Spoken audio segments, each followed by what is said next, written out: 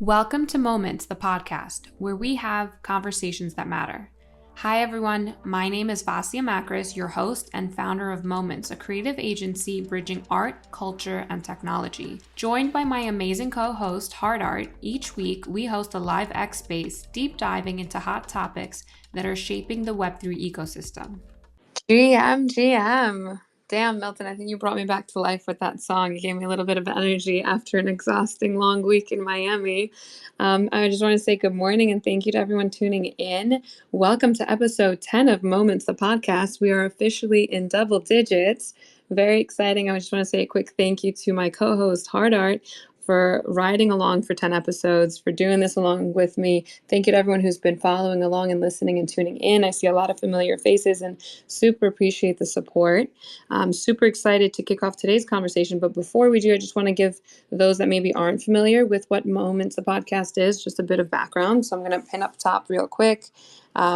We are calling it a podcast because every week we not only record these Twitter spaces, but we also upload them on all major streaming platforms because they are conversations that I think matter. Usually we select a trending tweet of the week and we kick off a debate. We invite a bunch of people from the community on, but we also like to open the floor and give everyone the opportunity to share and contribute to the conversation. More importantly, just doing so in a positive manner, in a positive environment, and just keeping the conversation real, while also, learning from each other and having that open conversation. So today's week is a little bit different because instead of selecting a trending tweet, we're kicking it off with a Miami recap. For those that were in Miami, I just want to invite you on stage. We're going to be sharing from some specific guests, but also at the end of the space, opening it up to people to just jump on and share their experiences, but also wanted to give those that maybe didn't have the chance to attend a bit of background and information as to what exactly went down in Miami. I feel like a lot of people were not online and posting this year. I'm hoping because so many of us were just, so in the moment and focused on being present. So before we really jump into the conversation, I just want to give a quick GM to Milton, my co-host. Milton, how are you surviving, sir? I know you've definitely had a long and rough week. How are you? I'm just waking up from a nap. I had a little sleep debt that I had to catch up on, but I am super energized actually, considering I got to meet so many new people, attend so many great events, and I got to host. So I think that was maybe my number one pleasure was hosting a bunch of Web3 DGens. I had a house full of five. As you know, my real name is Milton.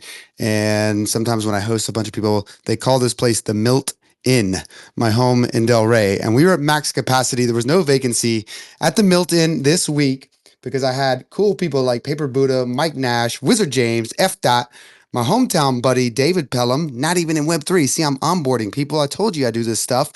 And even adding a couple one night guests, including my friends, Maximilian and Sneps. So I'm feeling great. I'm feeling good. I'm paying back a little bit of the sleep debt that I am I am much in debt for. But yes, it was a great time. I got to meet a lot of new people at events like the St. Jude auction, the One Love DAO event, the Pepe Gallery, and the Schiller Dinner, and I got to strengthen a bunch of existing relationships. Of course, we partied. We got to see Black Coffee. That's who I was playing on the intro, live at Scope, for example. And we pulled an all-nighter at Trippy Labs, 10 p.m. to 7 a.m., watching the sunrise on the last set at Factory Town. That was a great way to cap off the week with a huge group of friends. And yeah, I'm looking at you, Vasia. You were part of that crew. We had a group of 15 people, I would say. I got to see Vasia let her hair down a little bit. And I even saw a touch of trad art, which a lot of times I focus specifically on Web3 and Web3 only. And I even bought a physical piece of art that I'm in love with at the Aqua Miami Art Fair. Admittedly, I was there by accident when I mistakenly added a wrong address to my calendar as I was attempting to visit Virtu Fine Art and see the Alejandro Cartagena Carpoolers exhibit. But alas, I made lemonade out of lemonades. And I got a brief tour of Scope Miami to see some trad art too. So I'm feeling good, feeling great, catching up on sleep, but still glowing from the experience. Absolutely. You literally had the frat house going at your place, Milton. I really love the hospitality you provide, and yeah, I definitely give you guys a lot of credit. You guys have stamina for sure. But I completely agree. It was awesome seeing people. It was a nice, I think, reunion post Marfa. A lot of the people that we saw there, we got to also see again. Um, I did want to just say a quick GM. I do see a couple people that have requested already. Before we start sharing the mic, I want to give everyone like a brief overview of what the space is going to look like, how we're organizing it, and obviously, the purpose is just to recap, what went on this week. We're obviously going to miss a lot of things that did go on because even though I was attending all the different events in Miami, there's a bunch that were going on that I didn't have a chance to get to. I'm sure there's a bunch that I didn't even hear about. So the purpose of the space is to give people the platform to share. And also, I want to encourage guests that are listening, in case we're missing something, feel free to drop in the comments on the thread. So we just basically are able to put together a bunch of different, whether it's links, tagging people, photos of different events. I want to be able to definitely get a catalog of all the different things that went on. Milton, I see your hands up, so I'll give you the mic right back. Go ahead. Yeah, quick follow up on that. I would love to see this timeline fill on the comments section with great posts. They can be shit posts, they could be engagement posts, they could be great photos, they could be shares, they could be links, they could be anything. But I am feeling generous today. And as many of you know, I work with the Bogus team, the Solana meme coin project, and I want to give away $25 worth of Bogus to a post on that thread that we enjoy the most. Vasia and I will review those at the end of the show. So that's out of my own personal pocket, but I wanted to do it today to spark some engagement on that timeline. So go ahead and start to post, send out whatever you think is going to make us the happiest, Vasia and I. And I can't wait to see that thread because there's no way we can absolutely see it all or be everywhere. And I think it would be a great way for people to recap and see some things that maybe I need to see next year that I missed this year. So start that engagement over on the thread, on the comments section. I'm going to probably give a couple more reminders throughout the show, but just wanted to add that in there, Vasi. I think that's a great idea. Yeah, thank you. I love that. Very bogus of you, Milton. And hopefully we'll be able to talk more about bogus in a future space. Okay, so I'm sipping my coffee, trying to come back to life, but I want to just quickly jump into the conversation.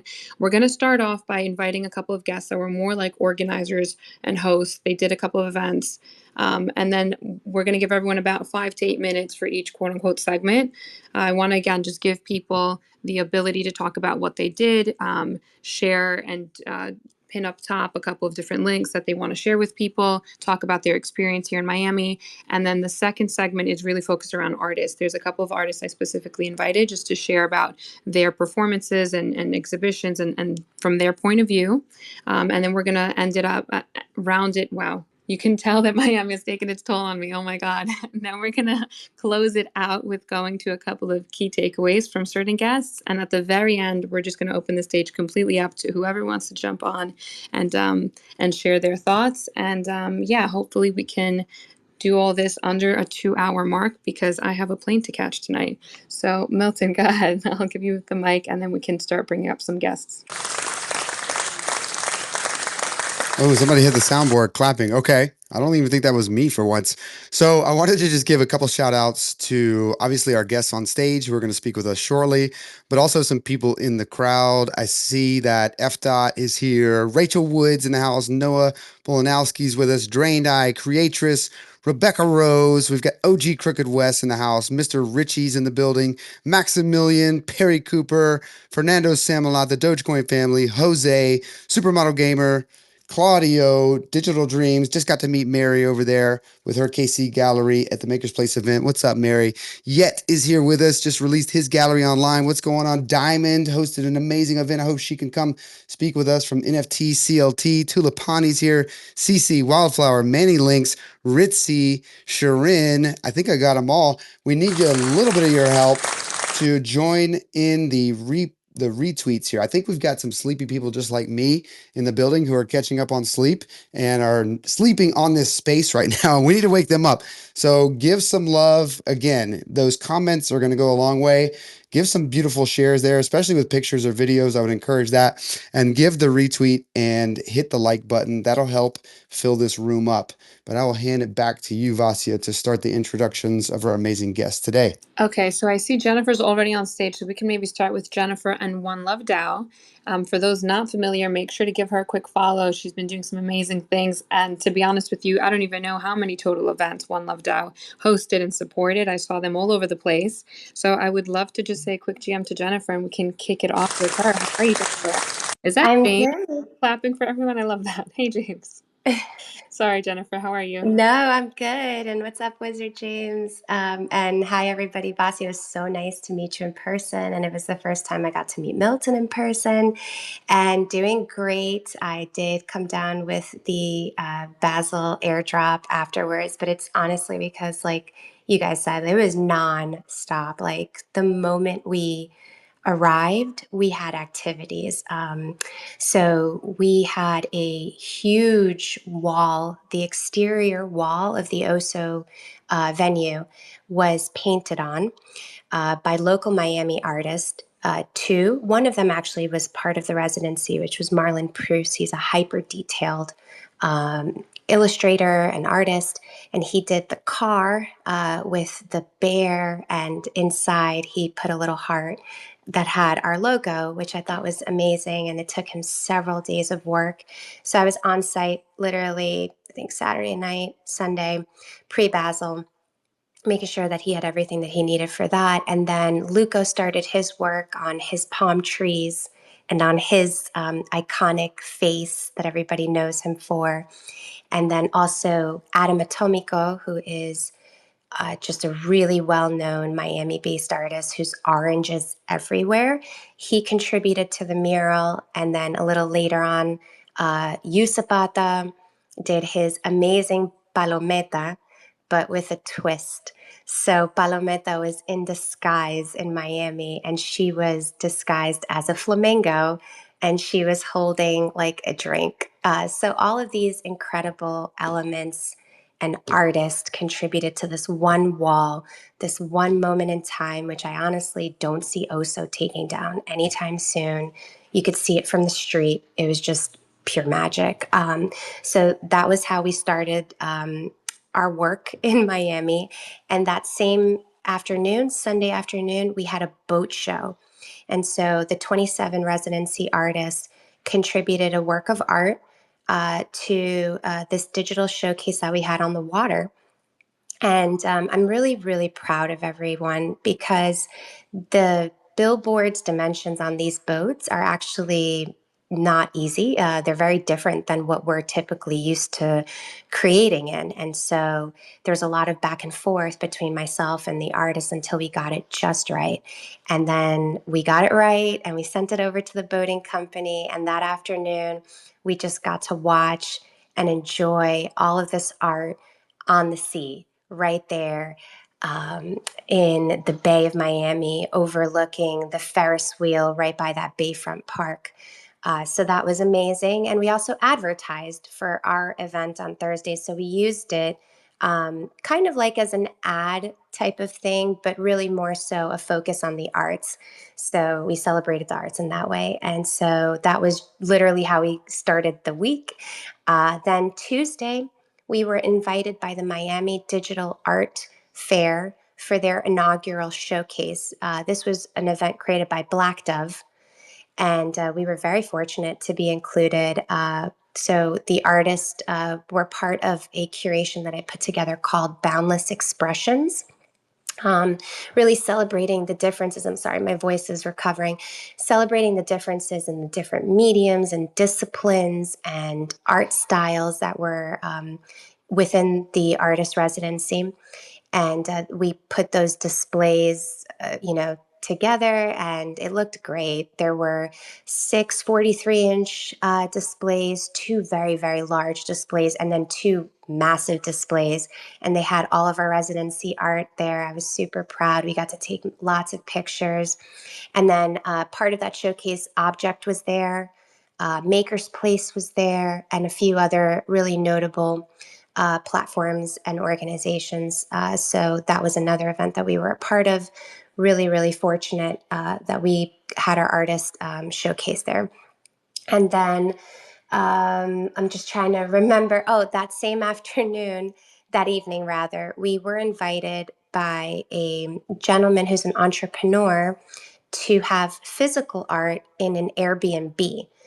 So him and his partner had this vision of having an Airbnb that people could stay at. It's a lovely home, but if they liked any of the art that was on the wall, you could buy it. And so the owners of the Airbnb, it's actually brilliant. Like they'll make the money from the stay, the residents who stay there, but also anybody who buys, they get like 30%. But it's still, good. So any artist that sells within that 3-month period was the agreement. They get that portion of it, and the artists keep the lion's share of the profit. So I really thought that was a great opportunity, and encouraged the artists to submit work and participate in that. And that was just a vibe. I saw a bunch of friends there. I saw Maximilian there. It was great. And then I'm just trying to sort of be quick because I know there's other people who want to speak about their experiences. But then Thursday was our big show. And so for Wednesday, for me, was just all work, like so many different components, because I really wanted to celebrate the arts in all of its different forms. So we had an 11-foot by 8-foot sculpture created by the amazing Gazelle Dosti, which had a video projection artwork that was mapped and pointed by a projector specifically onto the brain, and was tied to audio. So as the audio played, it moved in unison with that over the brain. We had that inside and up on a stage by a very large cyc wall. So that was one part of the inner part of Oso. Then there was a separate hallway that had 12 LED panels, which had curated art from the 27 residency artists, but also 5 hand-picked artists by the Hug team, and also 5 artists from Maker's Place. And one of those I deeply admire. Her name is Alyssa Stevens. She's a dear friend of mine. So I wanted to also open up a bit of space for other people who are friends of the One Love community to also have their digital art shown. So in total, we had 37 digital artworks, our community plus Maker's Place plus the Hug. And then I had Oso build out a special LED monitor so Creatress could do her thing, and she did her thing. It was so magical. Her and this gentleman called Adabody, who plays the flute, did this mesmerizing performance, VR performance there. So that was another thing. And then all around the internal space of Oso, there was physical art. Like I wanted to push physical art big time. So we had 5 modular walls, front and back filled. All of the wall space on the bottom was filled.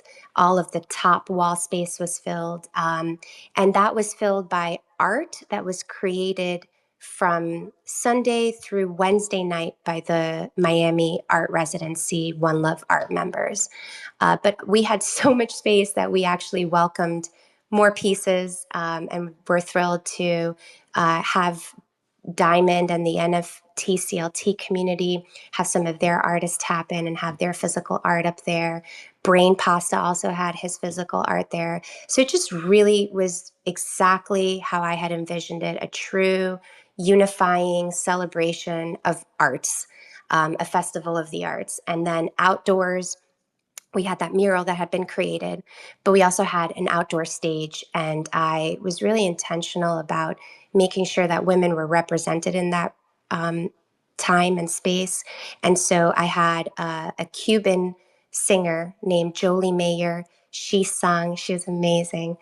And then a Latina DJ, and we actually had a few spontaneous performances. We had an amazing violinist. The trap violinist came through and played there. So It really was such a vibe, and I'm so, so proud of everybody. It was a very long day. It was a 12-hour day, but we did that. And we also had a speakeasy experience that was headed up by Chanel and Catrice.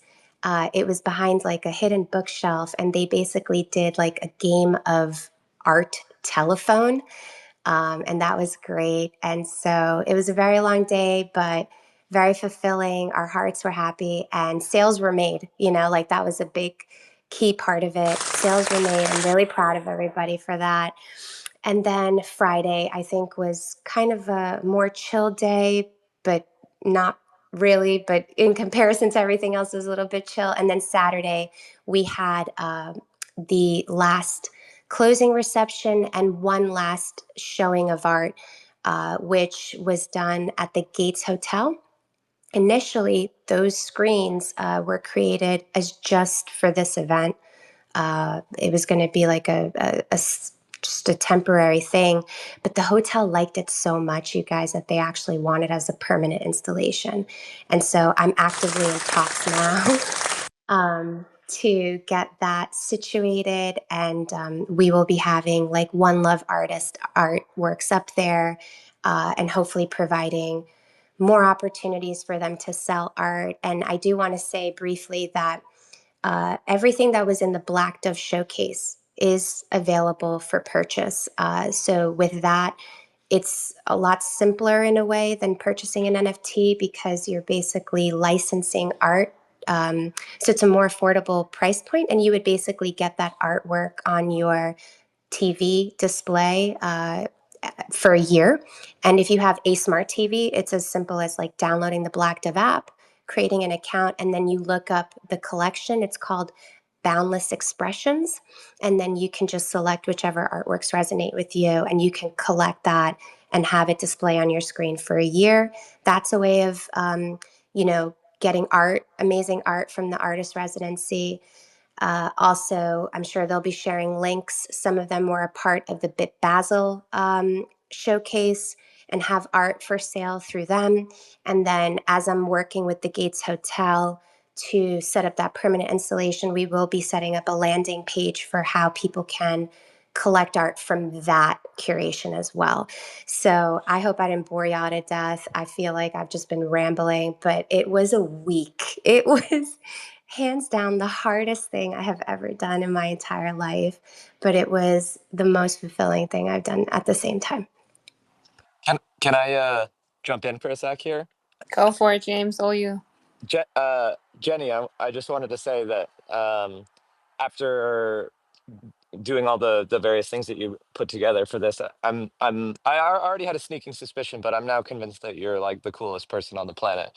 And it's always so lovely to see you and Carlos and the family. Unfortunately, I didn't get to see the kiddos, but the events you put on were so cool. The mural was absolutely amazing. The art show was absolutely amazing. And I just wanted to ask, real quick, is there somewhere where there's a list of the 20, was it 27 residents? I want to follow every single one of them because they were all so Yes. talented. Thank you, James. Yes, I created a dedicated page for the residency, which is called One Love Art Res. And I intentionally didn't call it like Miami or anything like specific because this is one of. Like the goal is we're going to continue doing this. The cool thing about One Love is there's so many powerful people in the community. I already had Mira Gita reach out to me saying that she wanted to do something in Spain. And I know our friends in Colombia, like Juan and Luco and Yusabata, like they want to do like a version of it in Colombia. So I wanted just like a One Love Art residency page. And I think here it's One Love Art Res on Twitter. And within the first post, you're going to have to scroll down. You'll see this like blue graphic that has all 27 of the artists. And then I did post like little bios for each one of them. And each one of those has the handles for them. But another thing that I could do real quick is when I go off the mic, I can just copy and paste all of their handles and put it here in the comments section. And you guys can just go and follow and show love to these amazing, amazing, amazing artists and creatives.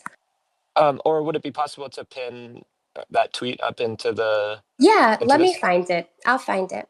Yeah. Cool. Yeah, I want to run through and follow them all. That would be great to pin it. And then also on the comments, because I love keeping the thread going just because it stays after the space. Everything is just kind of documented, where I think we lose things that were pinned unless people listen to the recording. But would definitely love, and for any of the artists that maybe were participating or maybe are on stage, I would love for them to also drop some of their content in the thread as well. Jennifer, congratulations, girl. I mean, I don't know how you're still standing, but thank you for taking the time to jump on today's space and share some more. I had no idea you guys were involved in so many different things, and incredible to see, obviously, from the boat. And I did pin that up top because I think it's a sick visual for people to really get a full idea of this different scope that you guys took on in terms of ways that you were showcasing artwork. And congratulations on the Gates Hotel. I mean, I never, coming from, again, the Crypt Gallery, and for those that know me, like, that's what I started doing. That was my introduction to Web3. We were in hotels and displaying digital art, and very few things impressed me regarding exhibitions and displays. But I walked through that hotel, I stopped and I took a photo, and I was like, oh, wow, like, this is beautiful. Congratulations on having the hotel. Want to keep that as a long-term residency, and that's the type of impact and growth that we need to see in the space. I feel like you did an incredible job in execution, which is extremely important for me, and you also gave so many artists an amazing opportunity. So congratulations to obviously all the people that were involved, and a huge shout out to you and the entire team, because it obviously takes an entire village to bring a lot of this to life. So amazing. I don't know if there was any of the artists that are on stage maybe that are from One Love that maybe want to add a quick thing or two before we move on to the next guest. But congratulations again for the entire One Love DAO community, and I love the fact that you guys are incorporating the residency. I think it's just again, more and more people are doing this, and I love the long-term vision, and any way that we can support, please let me know anytime. I'm always down to support the right people here. I do see a hand up, so I want to give the mic over to Janine. GM, how are you? Good morning. I also am a little raspy, maybe a little sick, but I'm fine. I'm great. I feel so lucky to have been a part of this experience. I'm now the honorary Tia of the group. And I have to, I know we all want to, I really have to sing Jennifer's praises, because what she managed to do was so above and beyond what I even expected. And I was part of it along the way, and I talked to her all the time. And the reality of what it all was is so huge. I don't even know how she doesn't sleep. She works all the time. Um, and each of the things that we were part of were significant, and important. Unfortunately, I couldn't do it all before, but I did as much as I could. And that was part of it too. As we were all getting ready for the residency, she would say, I have this new opportunity for us. This is what I need. If you could work, if you have work and you want to submit it, it could be a great opportunity. So the Black Dove experience, for instance, was the first one. The Cocoa House, where I have a physical piece hanging, is a beautiful home, and Yusupata helped coordinate with his friend, and it's such a unique idea. And then our all-day event, when Jennifer says it was an experience, an arts experience, it was completely immersive experience of so many things in one day, and every single part of it was mega talent and stands with anything else that happens. I've gone to many of these things for many, many years, and it was quality, amazing talent. The singer, Giselle's piece. I mean, I was telling my husband the other day that Giselle is somebody I think we are all going to see in the future do some huge things. Huge. It's ironic that she did a brain, because her brain is huge, and it's fitting. I don't know how she does what she does. I don't know how Jenny does what she does, but I am just so excited and proud and honored to be a part of this community. I have many, many times almost walked away from it all. And now here I am on Twitter, which I barely want to be on Twitter anymore. And now I'm all excited to be back on Twitter today because the energy of One Love Art DAO and the residency has me so jazzed. So I have to sing Jenny's praises. And as far as everything else, um, there I actually I never made it to Bit Basel and I didn't enter, unfortunately, but it's been a bucket list thing for me to actually go to Miami Art Basel. So I took a couple hours out of our crazy schedule to go walk around the fair. And everyone asked me how it was. And I mean, I grew up outside of New York. I've done this literally since I was a child, gone to major museums, galleries, always. And for the first time when I left, and then I was telling everyone about what I saw, of course, I saw amazing things. And, there's famous art there, there's Warhols, there's all of that. But I thought it really could be any one of us. It really could be. And anything is possible. So Yeah. I will end with that. And thank you for letting me speak a little bit. No, of course. Thank you so much for jumping on and sharing. And I think you nailed it. It really just takes one person to ignite that inspiration and that fire. And Jennifer, I mean, it's obvious that you inspire many people here and you cultivate this beautiful community. So I'm just going to echo that and say, thank you so much for being you and being so authentic and showing up. And I mean, the people that are here know how difficult that can obviously be. So I just wanted to, say congratulations again. There are a few more hands up, so I'm going to quickly go around the room and just because I know we have a lot of guests lined up, I'm going to ask that we try to keep it a little bit on the shorter side, but I'm just going to swing the mic around and give people the chance. And for those that are requested and I haven't accepted yet, it's because the stage is a little full. So I'll try to get everyone in here, but thank you guys for the patience. Giancarlo, I'll give you the mic next. GM. Hey, GM. Voice is a little bit messed up from last week as well. But I just wanted to, I'll quickly add this as well, because I know you guys got a lot of people to get to. But, Jenny and Carlos, they've made such a tremendous impact on all of us that are part of the residency. I mean, I basically feel like all the people there are like family now. We've made such strong bonds and relationships, and it truly was a life-changing experience for many of us. But one other quick thing I wanted to highlight, because I know she didn't mention this, but she also made 3 sales on the day of the Gates event. We had a pretty big collector kind of come by, see the beautiful display there at the gates, and the guy goes like, "Hey, I saw this artwork that was there. There's like this woman walking, and it just like captivated me." And I'm like, that looks like, I think that was Jenny's artwork.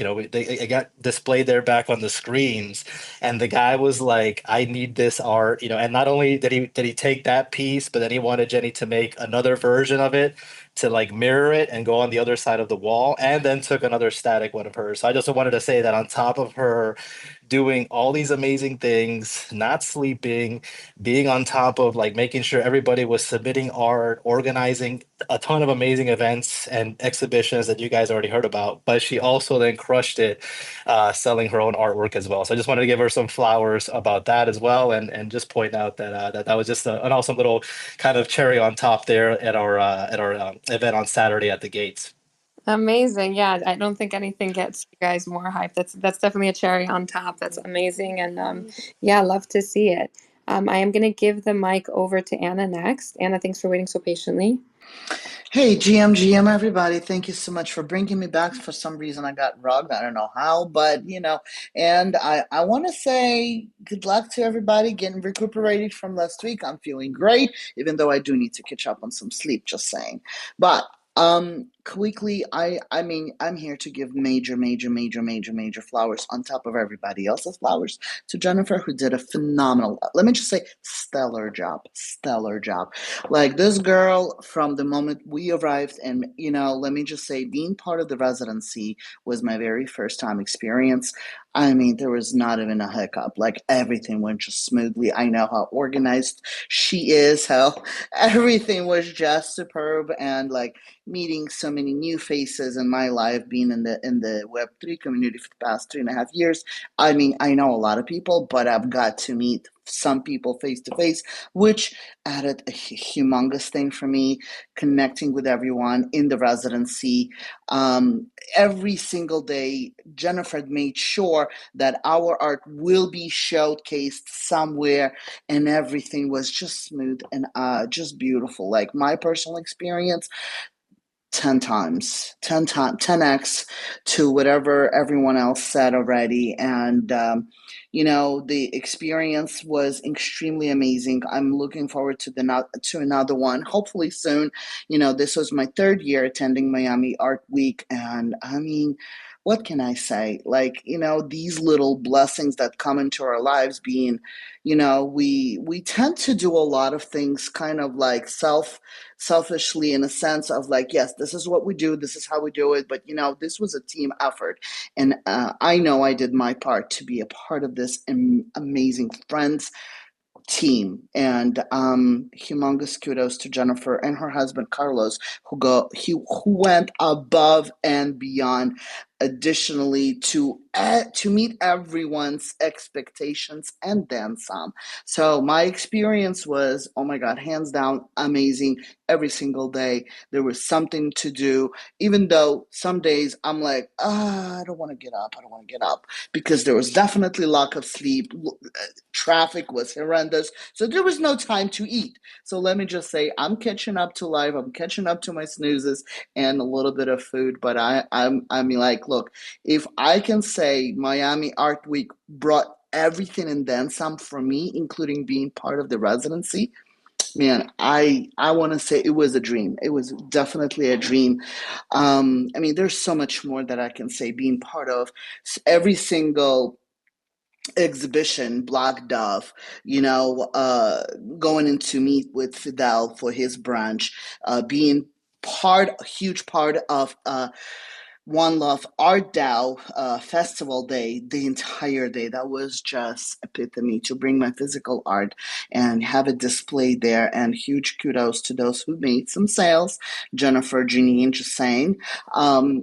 I mean, guys, this was amazing, and of course, both as well. My art was there too, and I mean, there's a lot more that I'm sure we're gonna talk about it. But thank you for allowing me to come in and throw major flowers to Jennifer, One Love, Art Dow, and everyone else. No, Thank you. thank you for bringing your energy, and I think a lot of us can relate. We need to catch up on the sleep. I do want to just build off of what you mentioned about teamwork. Jennifer was talking about all the different things you guys were doing, but she also mentioned a lot of collaborations with different partners and Black Dove and a couple of others that I know she was working with. And I just want to emphasize how important that is. I think it really helps having a larger impact, and it's something that I was going to mention later on in the space as well. But I really love that you mentioned it too, and even in terms of production and being able to work together, artists working with the organizers, etc. Like, it really is a team effort, and I think it shows which events had that type of team behind it. So again, Jennifer, I hope you're sitting back, relaxing, and enjoying the flowers that are being thrown your way, girl, because you definitely earned it. I do want to just continue quickly going around the room and getting to all the hands very quickly. I'm going to go to Jen next. Jen, I think 1B33, if I got that right. GM. Yeah, GM. I am Jenny B. I've been in the space since 2021. But I was also part of the One Love, residency, the One Love DAO residency. And it was amazing. This is my second time going to Miami with Jen as part of like an artist residency.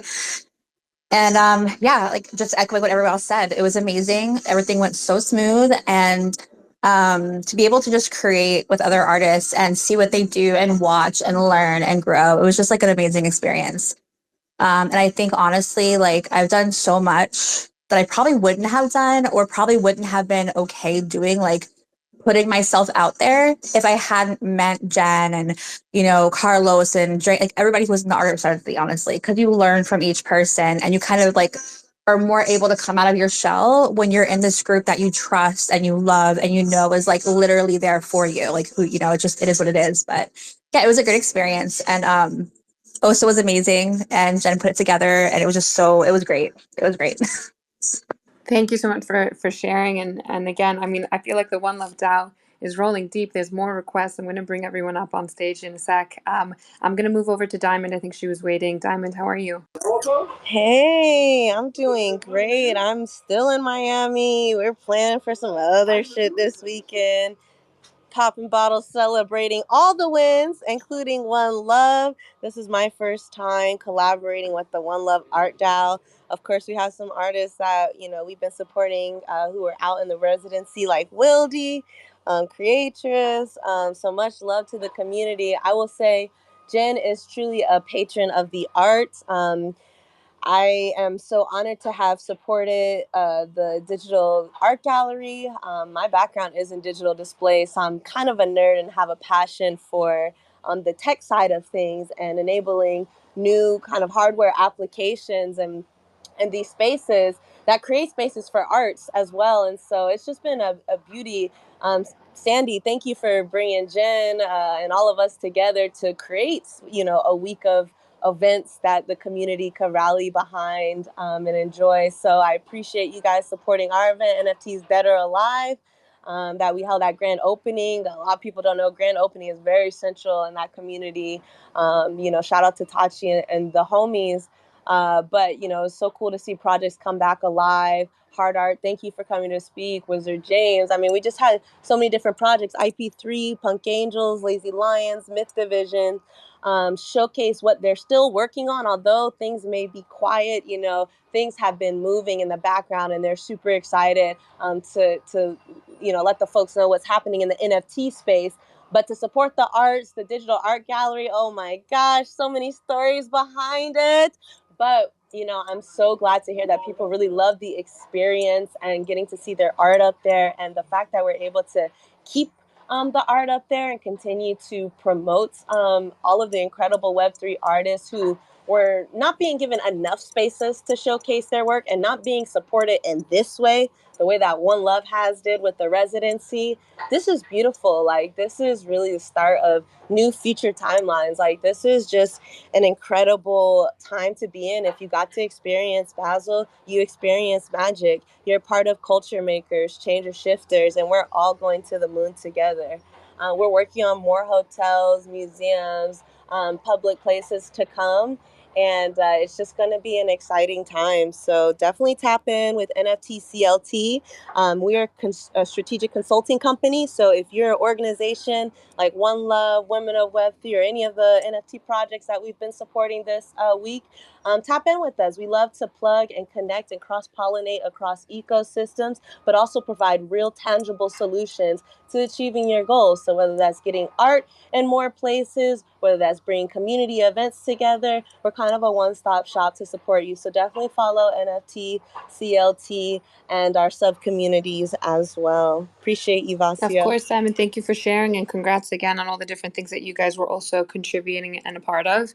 You mentioned a lot of different things that honestly resonate a lot with me, including obviously having the displays in the hotel for a longer period of time, and just things that are creating a longer term impact, which I think these event weeks are great, obviously, but there's also a lot of partying and things that are fun in the moment perhaps, but for me what really matters is things that post these crazy event weeks, like what is the impact that we're having, and being able to walk away, Jen, and being able to say to people today that you guys have are collaborating with the hotel and being able to leave screens behind and to be able to display artists and create that type of relationship, or to be able to create these residency programs down the line. That to me is where the real value lies. So it sounds like One Love DAO was a huge part of Art Week. And again, congratulations. I do want to hand the mic over to Drake. Yeah. And Vasia, just real quick, I know one thing we touched base on, because I know you help the kids and really bridging Web3 to like nonprofit initiatives as well. We had the opportunity, shout out to all the collaborators who came out to Dorsey Memorial for teen suicide awareness and prevention. The kids walked away with crazy like merch from Bored Ape, shout out Illa Producer, Honest, Six, all the apes who came out. We had some meme coins come out, give out swag, and it was a really dope opportunity. The city of Miami was there, and they fund these projects and the spaces that house kids after school programs. So when they come and see things like this in Web3 putting money and resources and time and energy, it makes them want to fund the communities more. And these are communities right next to Wynwood, right next to Art Basel, that are severely underfunded and undersupported. So I just really appreciate all of the communities who not only showed up to celebrate, party, with the artists, but spent some time giving back too. I'm really glad you brought that up, Diamond, because absolutely anyone can throw like the Bored Ape yacht parties or whatever, but being able to give money and support the local communities, especially, and inspire the youth, like that to me is always going to have a sweet spot in my heart. And it's nice seeing Web3 pivot from the 2021 was all about, I think, having the biggest baddest party to having long-term impact. And I love seeing the pivot and seeing so many people so passionate. I think this week was a lot of just seeing people in their element and really building the right way. And I think there's just a lot of momentum that we're going to see this next year continuing to build in this direction. So yeah, thank you for mentioning that, Diamond. I love it. I'm going to give the mic over to Drainda, and then we'll go right over to Sandy. Good morning, Vasia. It's it's good to be here. It was a pleasure meeting you in person in Miami, and thanks for having me up on stage. So many people have just mentioned all of the things that I wanted to say, so I'll just say that I'm grateful to have been able to go for the third year in a row, and I'm grateful to Carlos and Jen for being such amazing supporters of artists in this community and in the scene, and really believing in us in not just an intellectual way, but in a way where they're putting their sweat equity and their investment behind opportunities for us. That we had a completely packed schedule of events that we were able to opt into, that were curated by Jennifer and our fellow artists that are in the residency and the DAO. And I think part of that speaks to the power of curation, where the One Love Art DAO and the One Love Art Residency really brought together an amazing group of creators who are just really open-hearted and focused on winning, but also raising everyone up together and learning from one another. Nothing is gate kept. Everyone's sharing. As fun as we have like creating art, it's even more fun to create in a group of really outstanding professional artists, people who live and breathe and are constantly creating, and those experiences are invaluable. And so, again, thank you, Jen and Carlos. Thank you to all my housemates at the One Love Art Residency, and also the the other housemates that I didn't see quite as often as I wanted to. But this thing just keeps growing. People see the results that come out of it. People are in spaces like this one where they start to understand that there is an element beyond the the social media aspect of this scene, where we can get together, where we can share and grow as a community. And really, that is kind of like the pinnacle of what community building is. So thank you for everyone for focusing on that. Yeah, very well said. And it shows, I think, what you just mentioned about community. I mean, even seeing people in person, like the energy was just electric, and seeing everyone show up. I mean, One Love DAO rolls deep. I mean, I'm seeing people that are requesting and people that want to jump on stage, and it really translates into the events as well. So Jennifer, congratulations. Sandy, I do see your hand up. I'm going to come to you because I wanted to segue into Women of Web3 in a second. But before we do, and I hand over the mic, Jennifer, did you want to just closing remark before we move on to the next kind of group that I wanted to talk about? Yeah, absolutely. And I'm so excited that Sandy is going to speak because I admire this woman greatly and everything that she accomplished and loved being able to build alongside her and Diamond. But I guess my closing remarks are just, this is proof that when creatives get together and build something, they build it in a meaningful and lifelong type of a way. I really do believe that we are creating history here. I'm actually a historian, like that's what I studied. And I'm always looking at things from that vantage lens. It's very intentional, and I'm really grateful to everybody who entrusted me with this experience and could not be more proud of each and every single one of you. And I celebrate all of your wings. And let's just keep going. Let's just keep building. Let's go. Let's go. I'm going to encourage Jennifer to drop any kind of links and tags in the threads. If you guys are not following her and One Love DAO, please do so. This is just the beginning for them. I definitely see the momentum building. And Jennifer, congrats again. Thank you for taking the time to join us to share. If there's any more artists from One Love DAO that want to share their art or their experience in the comments, please feel free to do so. I'm sorry we can't have everyone on stage for all of this because I do want to move on and give more people some spotlight. Sandy, thank you for patiently waiting. You are actually going to be our next guest because you're part of Women of Web 3. I just want to say a quick GM to you and also invite anyone from Women of Web 3 that wants to join the stage. I see Supermodel Gamers up here. There's a lot of things I want to talk about with you as well, but I'll give you the mic to quickly introduce yourself first. Hi, everyone. Thank you so much for having me. I hope you can hear me okay.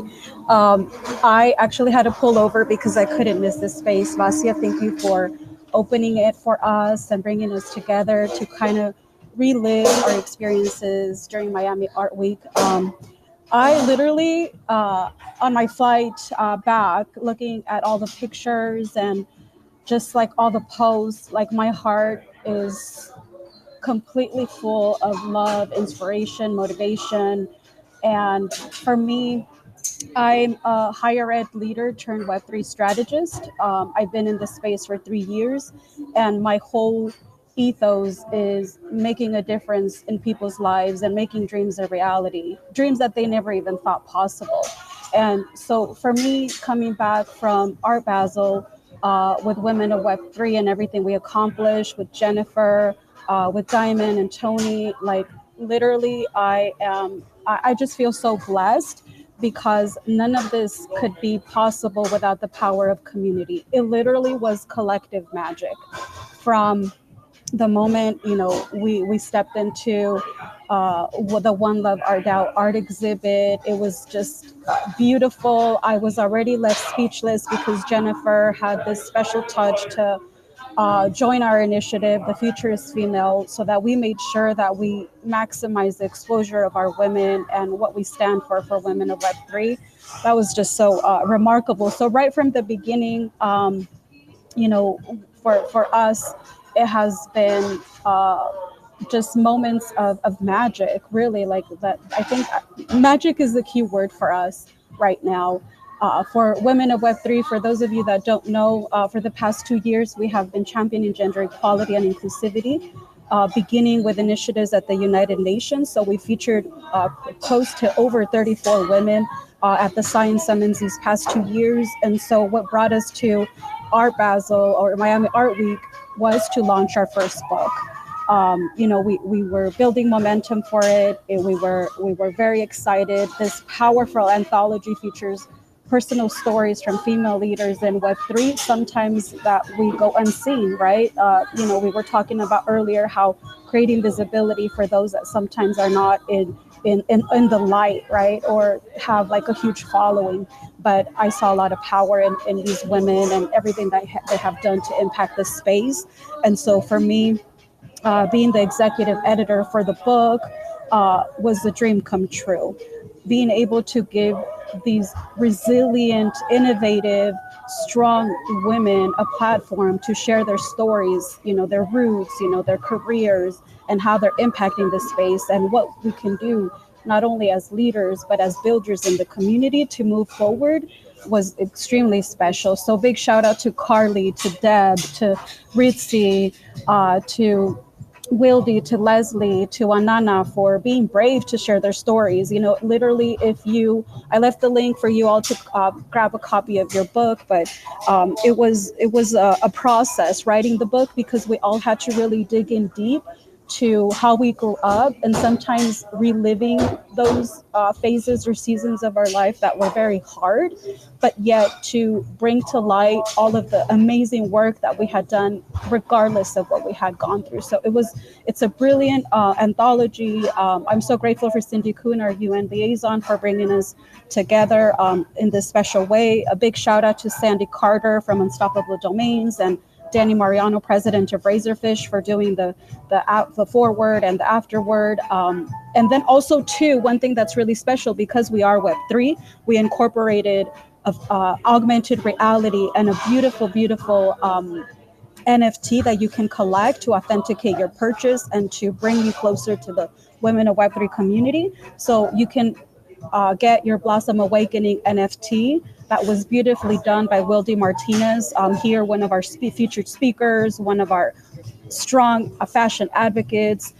She is an incredible human. And so you get a little piece of her in this. And then also, if you look at the claim page of the book, if you pull out your Artivive app, you can be able to see the augmented reality. I'm not going to spoil it for you on what it looks like because it's super cool.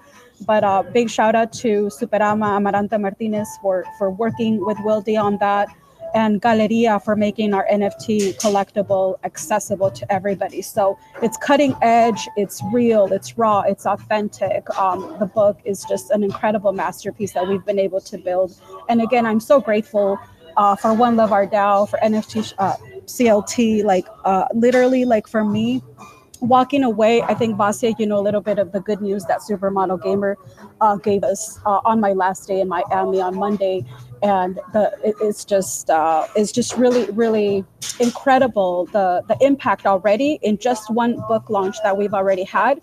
That big things are coming, big things are happening. Next, you'll be able to see us in New York. And who knows, I may do a little big detour and go to Dubai in May, so TBD. But no, Vasia, my heart is full.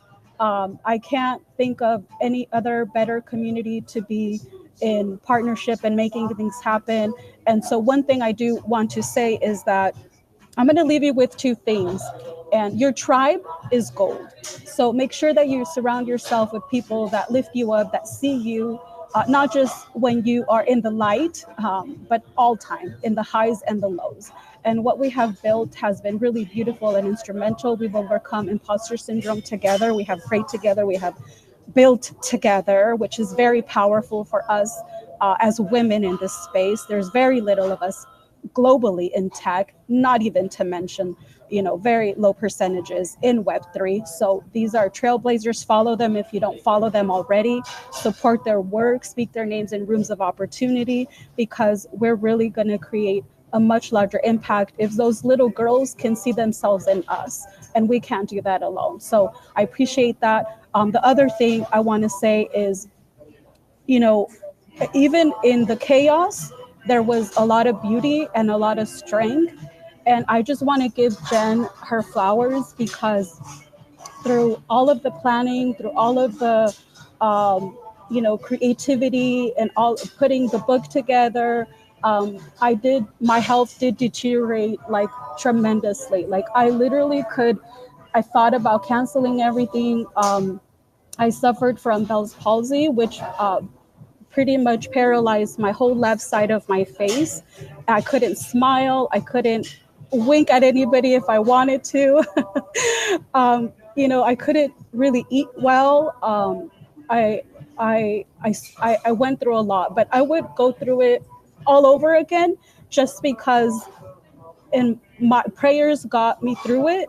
And by the time we got to our book launch, I was not 100% healed, but 90% healed.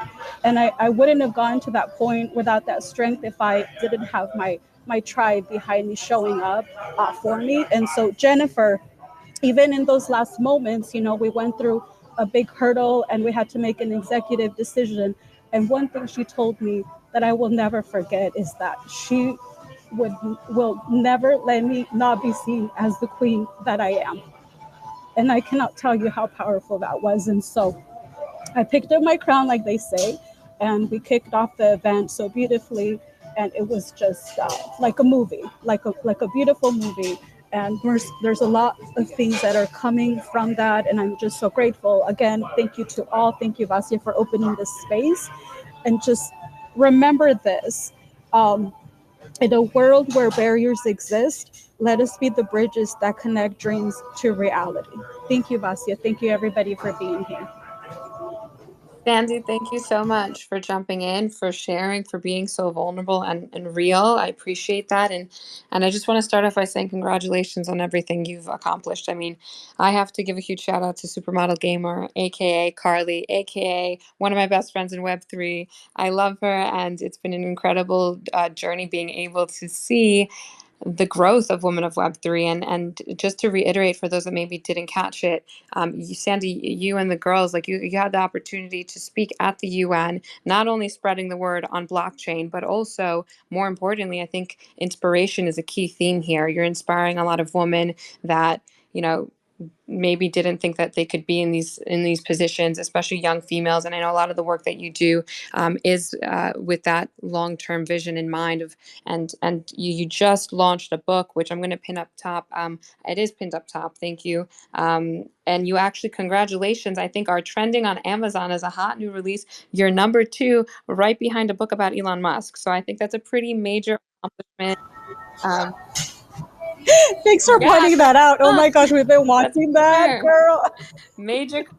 We are hot. Yes, you guys are killing it. I can't wait. I already Thank ordered my you. copy, but everyone, it's up top, it's pinned. I'm also going to encourage if someone from the team can just post it in the thread as well, so that it's a link that people can go back to if they miss the space. But that's We've got it in the amazing. thread already, Yeah, so there are perfect. no excuses, Oh, people. Harley, chapter 1 of the book.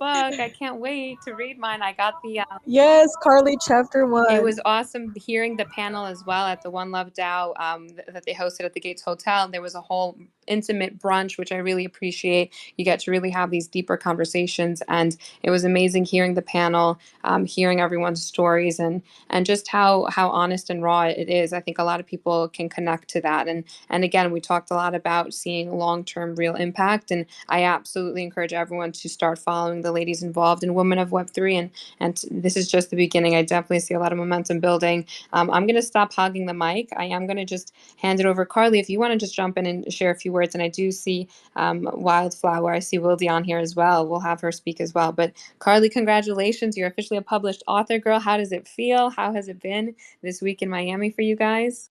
It's been pretty surreal. I think all of us ladies had this experience when we spoke at the Science Summit for the first panel, and then with our last panel this year, being on the selection committee to see a new cohort of women go to the UN Science Summit at UNGA was incredible as well. And that was in the midst of writing our drafts for this book to be published. So what, in my opinion, is the most beautiful part about this, not just giving back and uplifting each other and creating the scholarship, that's all so important, but also seeing the cycle of uplifting each other. Because in so many spaces, we see a lot of the same faces get the speaking opportunities or the chance to go to an event and be a part of something. And, you know, if there aren't people advocating for each other to get those opportunities, they can typically end up going to the same people. And one of my favorite things about all of this is that we're only going to keep growing.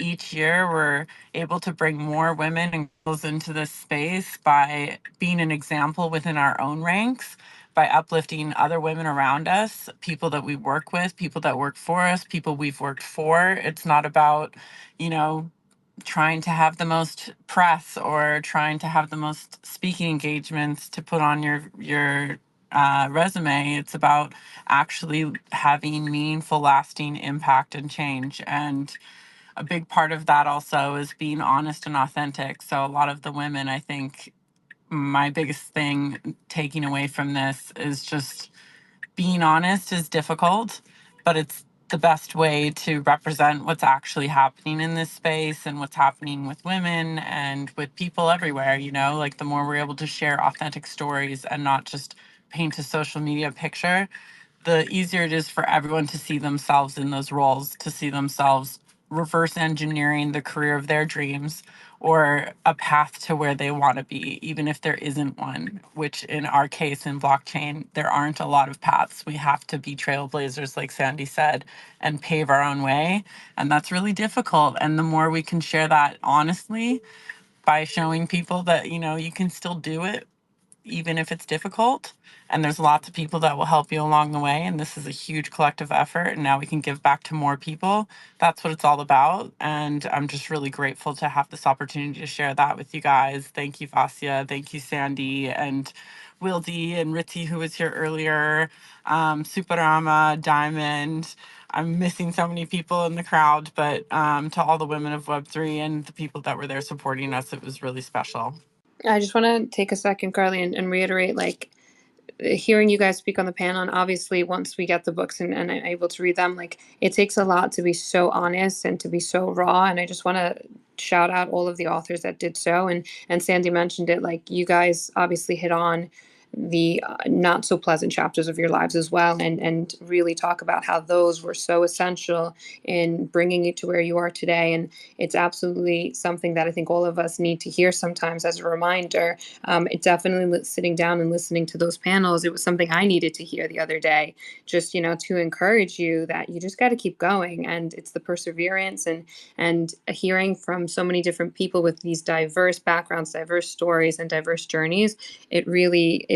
It gave me a lot of inspiration. So from a personal note, thank you so much. And again, just incredible. I can't wait to read the book. For those that maybe didn't catch it, I just want to also, I guess, explain that each chapter is divided. Each of the girls that was involved got to write their own chapter to share their own story, and together as a group, they released it as one book. So I can't wait. I'm sure there's going to be more books down the line to come as more people join.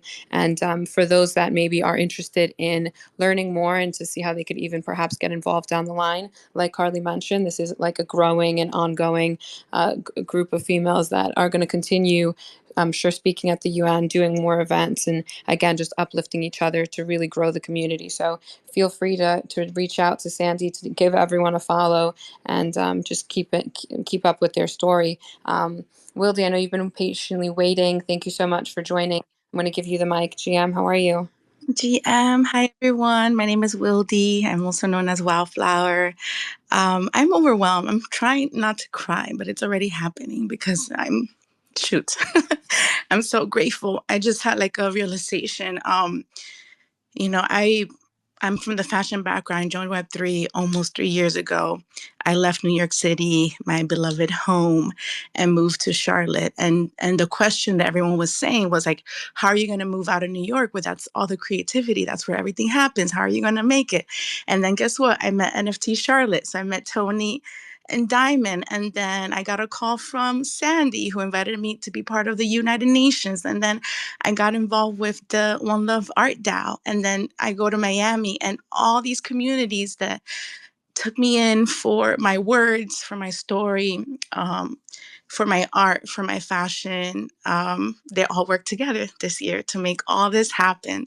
So it's pretty surreal. I'm not only one of the authors of the book, thanks to Sandy and the crew, but I'm also as one of the artists for the residency. So I was kind of like running around. And then I'm also part of Charlotte, so I got to join in on the panel, and definitely overwhelmed. This could only happen in an environment like Web3 where there is no, yes, stay in your lane, but it's very beautiful when you do operate in different lanes and kind of have the freedom to be under one big umbrella and be supported the way that I've been supported these past few years. So I am just so grateful, and I wanted to say thank you to Jen, who man, and also Giancarlo, who interviewed me last year about my art, and I felt so like, whoa, like people, you know, really like it, you know, and okay, maybe I should keep going at this. And then Sandy giving me a call that she wanted me to speak at the United Nations. And then I met all the amazing women. And then, of course, Diamond and Tony, who check up on me, make sure that I'm okay over here in my new home here in North Carolina. So it's surreal. And I just wanted to say thank you to everyone for all the support. What a crazy time. I don't know how we did all that. Like my it's like I said, I tweeted like Miami it warps time because I don't know how I made it to all those events. I showed up too and I helped it for Youth Basel. So I was with the little babies, helping them draw, which is so sweet.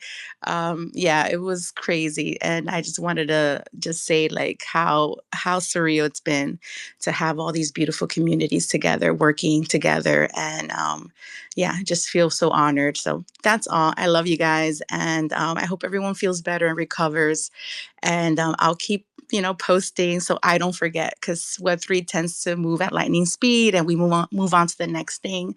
So I really encourage everyone that was there who participated in any other way to take a moment and really calculate all the amazing things that happen and really, really be in the moment and celebrate the wins, learn from the, not the wins, and just don't move on so fast. Like take a moment.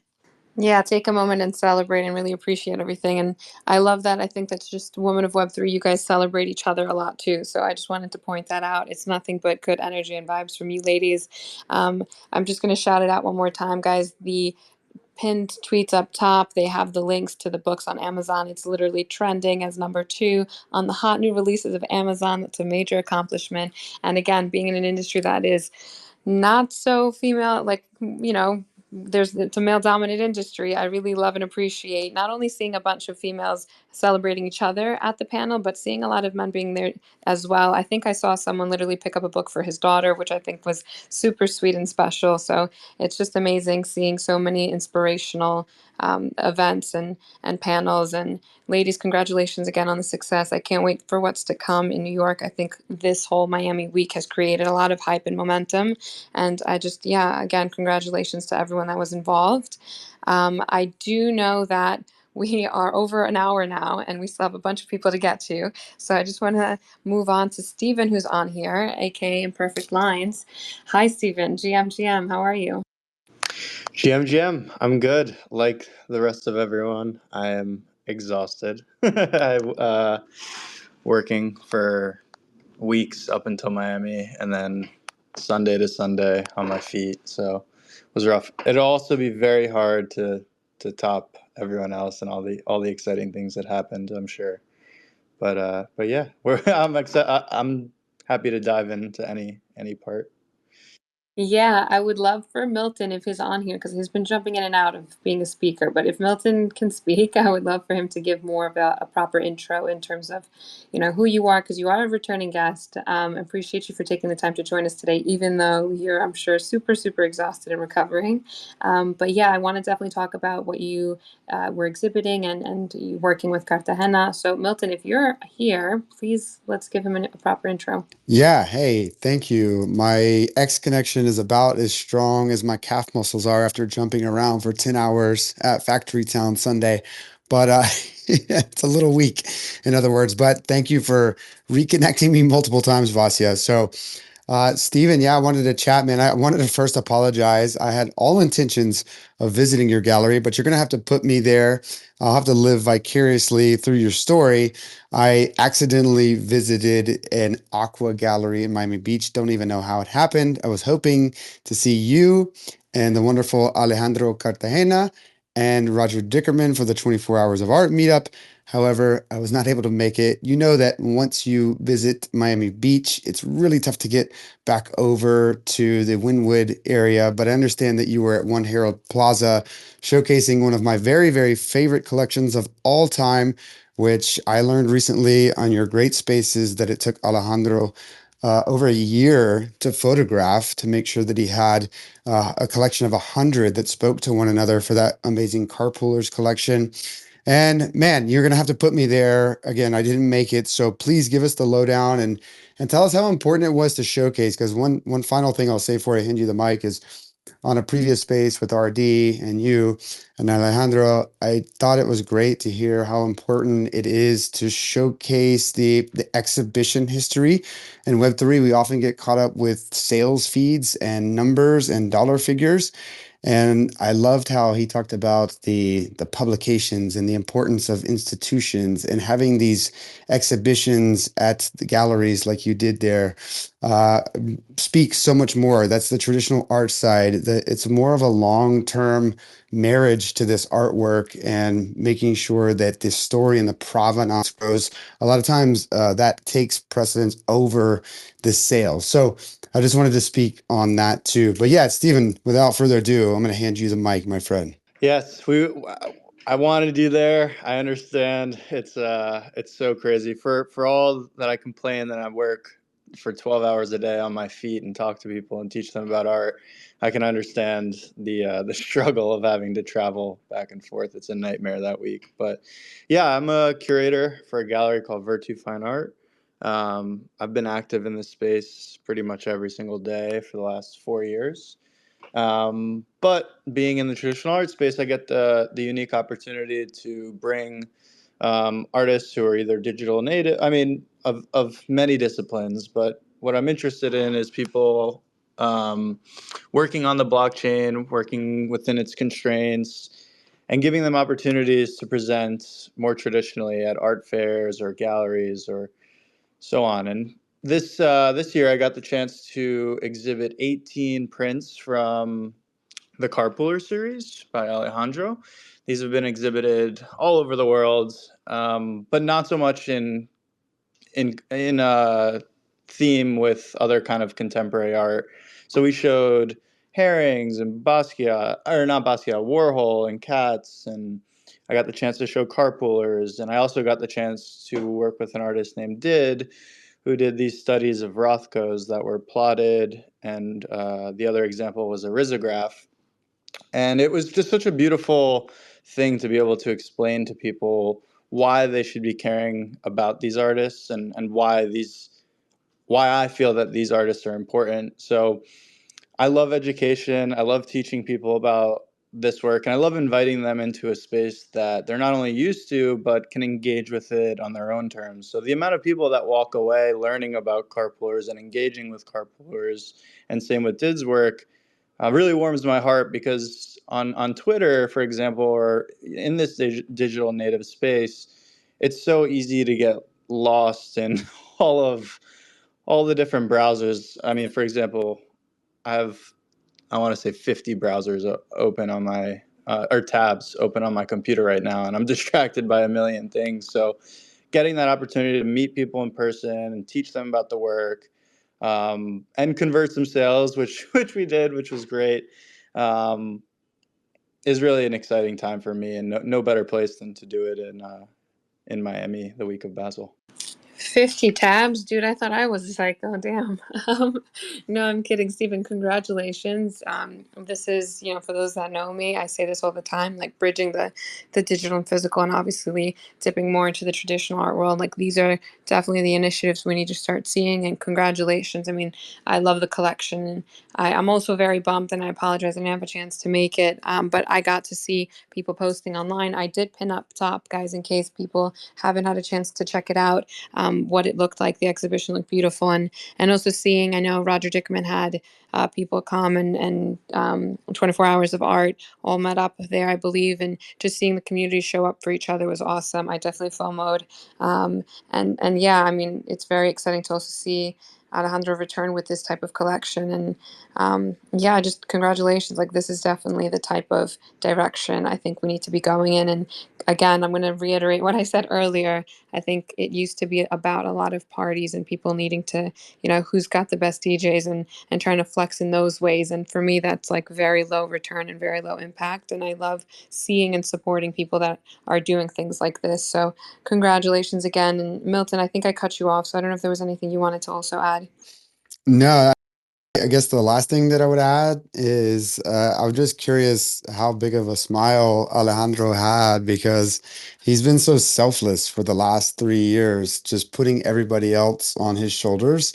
And I'm so glad, Stephen, that you were able to convince him to release this second portion. Again, the first 50 carpoolers were sold in 2021. That's decades ago in the crypto space, but 3 years ago in the real world.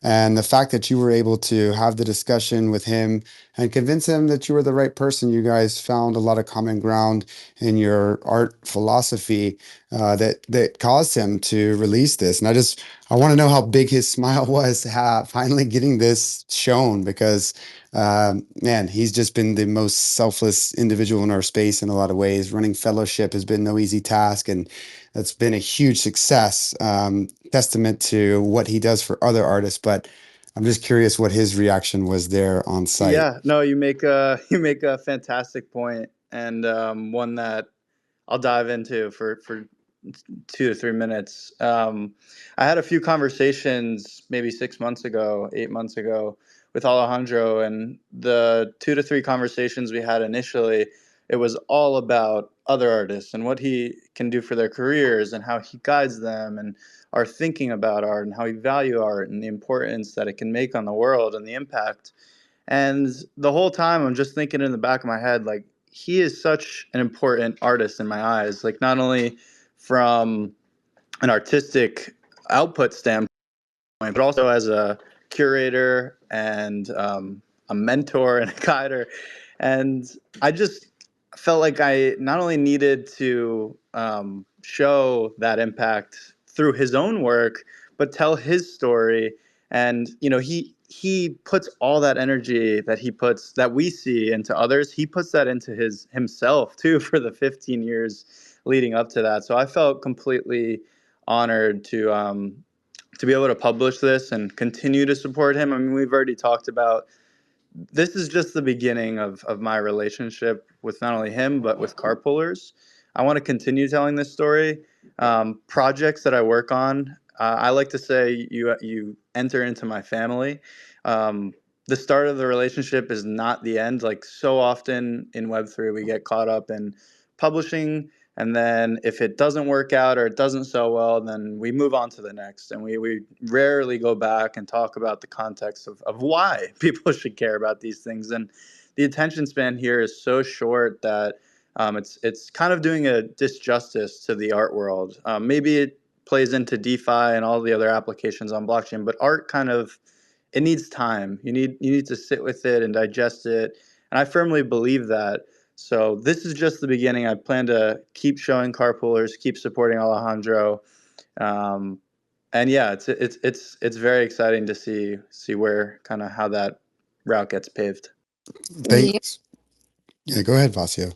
No, nothing. I was just gonna really emphasize, like Stephen, I love how you move in the space, and I really respect that and the storytelling, but also the support that you give artists. And it's not that okay, one collab and see you later. Like you really pay attention to them, you spend time, and I think that's the relationship building that we need to continue seeing in this space, and really focusing again on longevity. And I think a couple of people brought up the word intentional before. I think that's absolutely a great way to describe you as well, and being extremely intentional, not only with who you work with, but intentional with how you produce things, how you release things. And it also shows obviously in the presentation and the choice of making the investment to have an exhibition and booth and be present in Art Miami. So congratulations again, and just thank you from on behalf of the industry, because we need to see more people like you creating again with intention and doing things that are building a very strong foundation that is also helping the rest of us. And I say it all the time, like, it's extremely early for competition.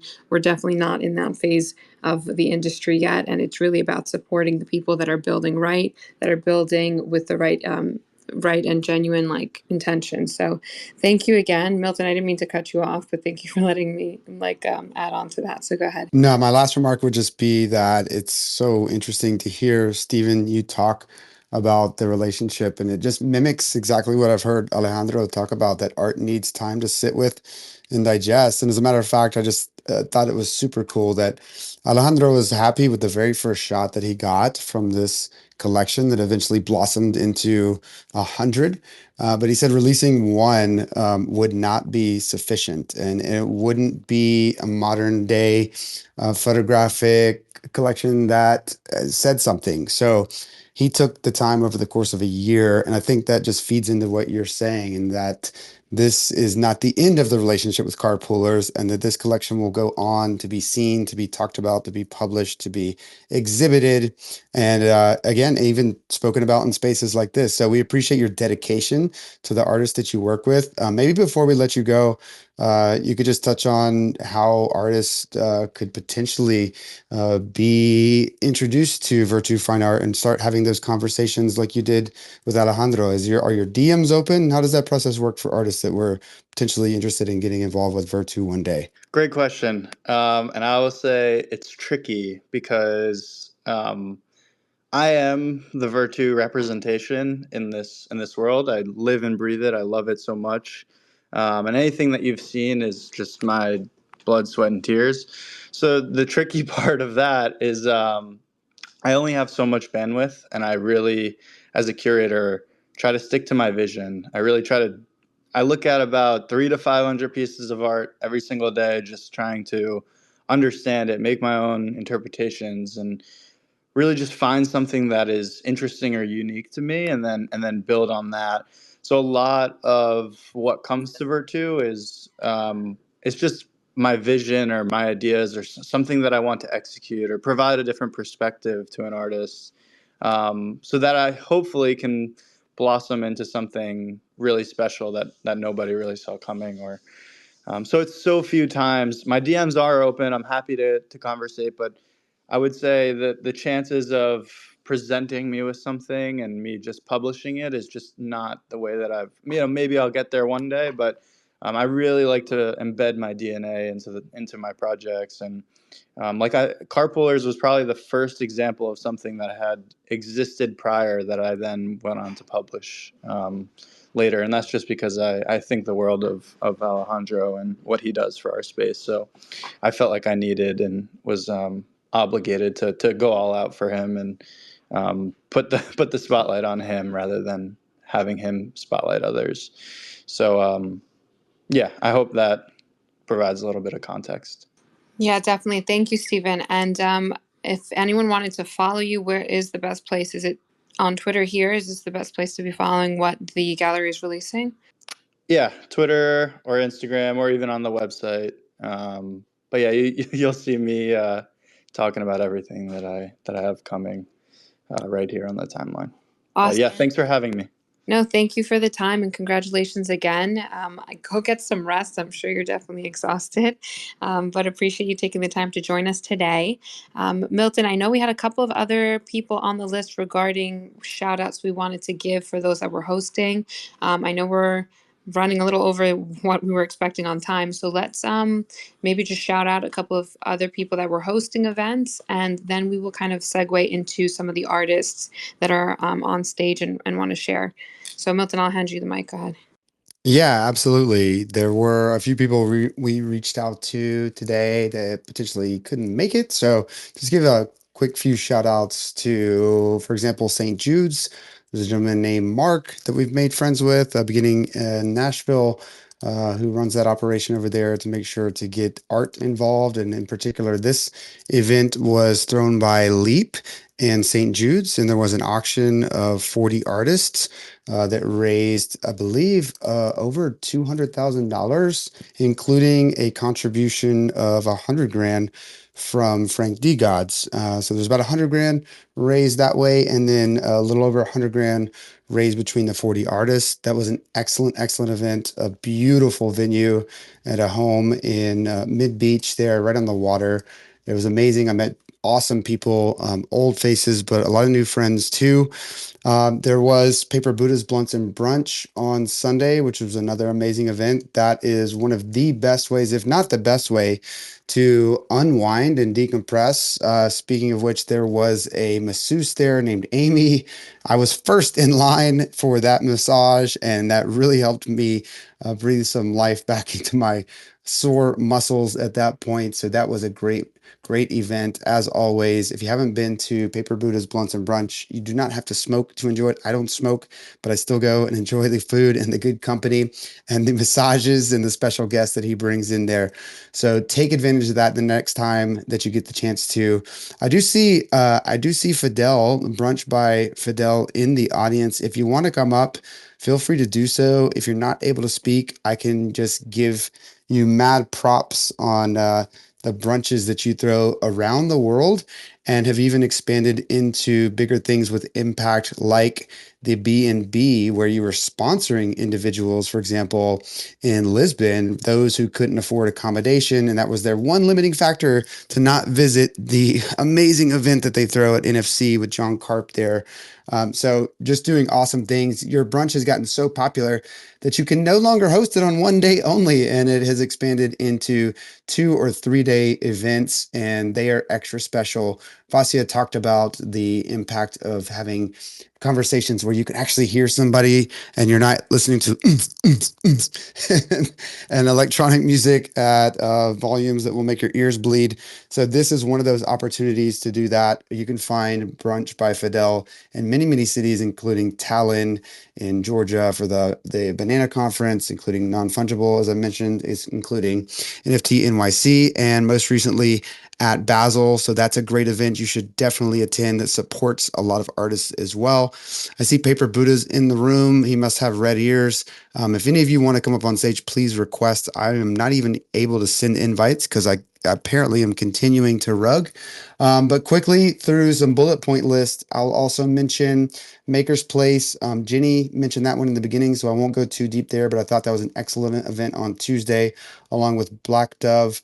Rug House. I did not visit the art house, so I can't speak on it this year, but I did visit last year. They had an amazing house with some good art exhibits, including Coldy, who got to show there. If anybody did visit Rug House and wants to talk about that, that would be great. Nolcha had some interesting events with Inscribed Atlantis at the M2 nightclub with Gamma. I got to see some great speakers like Ryan Koopmans, like F. Dot there on some awesome panels. Trippy Labs, as we mentioned, is a great event. If you want to rave and party all night long, you can do so for 4 nights, but probably more importantly, you get exposure into an awesome art gallery, and they have some experiential art. They had some interactive art, and of course, they had a bunch of digital art screens on the wall. And I thought it was very well curated. There was a good rotation there, some returning guests and art from last year, and also some new art that I hadn't seen. So that was great. LACMA also had a panel there with Beeple. Some OG artist, Rebecca, was speaking. I think made Beeple a little shy to follow her. She was a tough act to follow, considering her history in the space as one of the OGs. And they had a private dinner. And then we did have Diamond and Tony through some awesome events with NFT CLT. NFT Dead or Alive. It has been decided that, in fact, NFTs are still alive, despite contrary to popular belief in some cases, or the mainstream media who denies that. But they showed us that NFTs are in full effect, and I got the chance to speak and show a little bit of photography there. So special shout out to Diamond, who I got to meet for the first time, and Tony there. I think that's going to wrap it up for as far as events. Again, if you're in the crowd, Vasia, perhaps you can extend the mic to some of the people that I mentioned that are with us today, like Paper Buddha, like Brunch by Fidel. If they want to come up and say hello, they're welcome to. Otherwise, if not, then we can definitely transfer.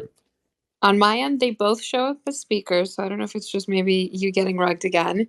But I did want to give a quick GM and say hi and thanks, guys, for joining. If you want to just jump in and add a couple of things from your Miami experience, I'd love to have you on. Fidel, I saw you up here first. If you want to jump in, GM. GMGAGEGN. I don't even know what it is right. It's evening right here. It depends on where you are. So from where I am to where you be, welcome. Let me tell you guys. First off, I don't see her anymore, but shout out to Spuma Lab, who was our sponsor for not one, not two, but all 3 days of brunches. They were amazing. It's the first time we had a large enough sponsor to do 3 days in a row in a city. Miami was amazing. Going to need like 8 more weeks to really break it down as a city because it was huge. Like they were mentioning before, it's hard to get across from one side or the other, but I was blessed to be able to see the scope side, all of the art that was there, all of my friends that were there, all of the people enjoying the sand and the sun and the volleyball. Also, yeah, shout out to Brunch and Blunts because my brunch is lacking sometimes for the Blunts part. Even though we had Waldo's legend come through for Biarritz and Lisbon, and they are very awesome purveyors of the green as well. But just really, for me personally, to everyone that came, man, we had close to 100 people over the 3 days, and to go from what I was doing about a year and a half to 2 years ago, paying for every brunch out of my pocket for like, 10 or 15 close friends, it's become monstrous. And again, Mitch, thanks for shouting out what we've done because this was our 14th city this last year and a half, and it was our, I think, 17th actual brunch event, and all of that has been through numerous sponsors who are friends of ours as well in the space, numerous people who have come together from the community who've privately given, everywhere from $50 to $500 to 5 Gs, man. It's all community driven. I haven't put one dime into the brunch myself, except for transportation, those kinds of things, but everything has been the community coming forward and providing for these guys and girls to join us, these folks to join us from different parts of the world, as an artist, first and foremost, to have someone cover, your $20 or $30 meal for 2 or 3 days in a row. That's the savings on the wallet. And when you're paying for flights and Ubers and all these kinds of different things just to be able to have an opportunity to go to these different cities for these conferences, let me tell you, saving 100, $150 each time is just amazing. So shout out to all my sponsors who've been able to keep the brunch going. If you want to check my other account, for those who don't know me, is Fidel Everywhere. But if you want to hit follow on this profile that I'm speaking from today, this will be where you can get information on the future brunches. And if you want to check the pin for this profile, we have an opportunity possibly to go to Tokyo in January under Super Chief's umbrella, let's say. We need 3 sponsors. We have one so far. I can't say who it is until everything is finalized, but they're a massive entity in the space, and they know that I thank them as well on the low. If you can repost that for us, we'd love the attention because I'm not going to lie, I've never been to Japan. I would love to see what they have for brunch. We have a huge community in Asia. It would be great to meet some of them face to face, as it always is to sit down and meet you, D-Gens. So don't want to take up too much time. Just want to share the love and the hugs from me and myself and everyone, the sponsors and everyone who comes to the different brunches. I appreciate the spotlight for a second. So you as well, Mitch, man. It was good to catch up with you. Vasia, I'm sorry we didn't have the opportunity to have you at the brunch, but it was good to speak with you.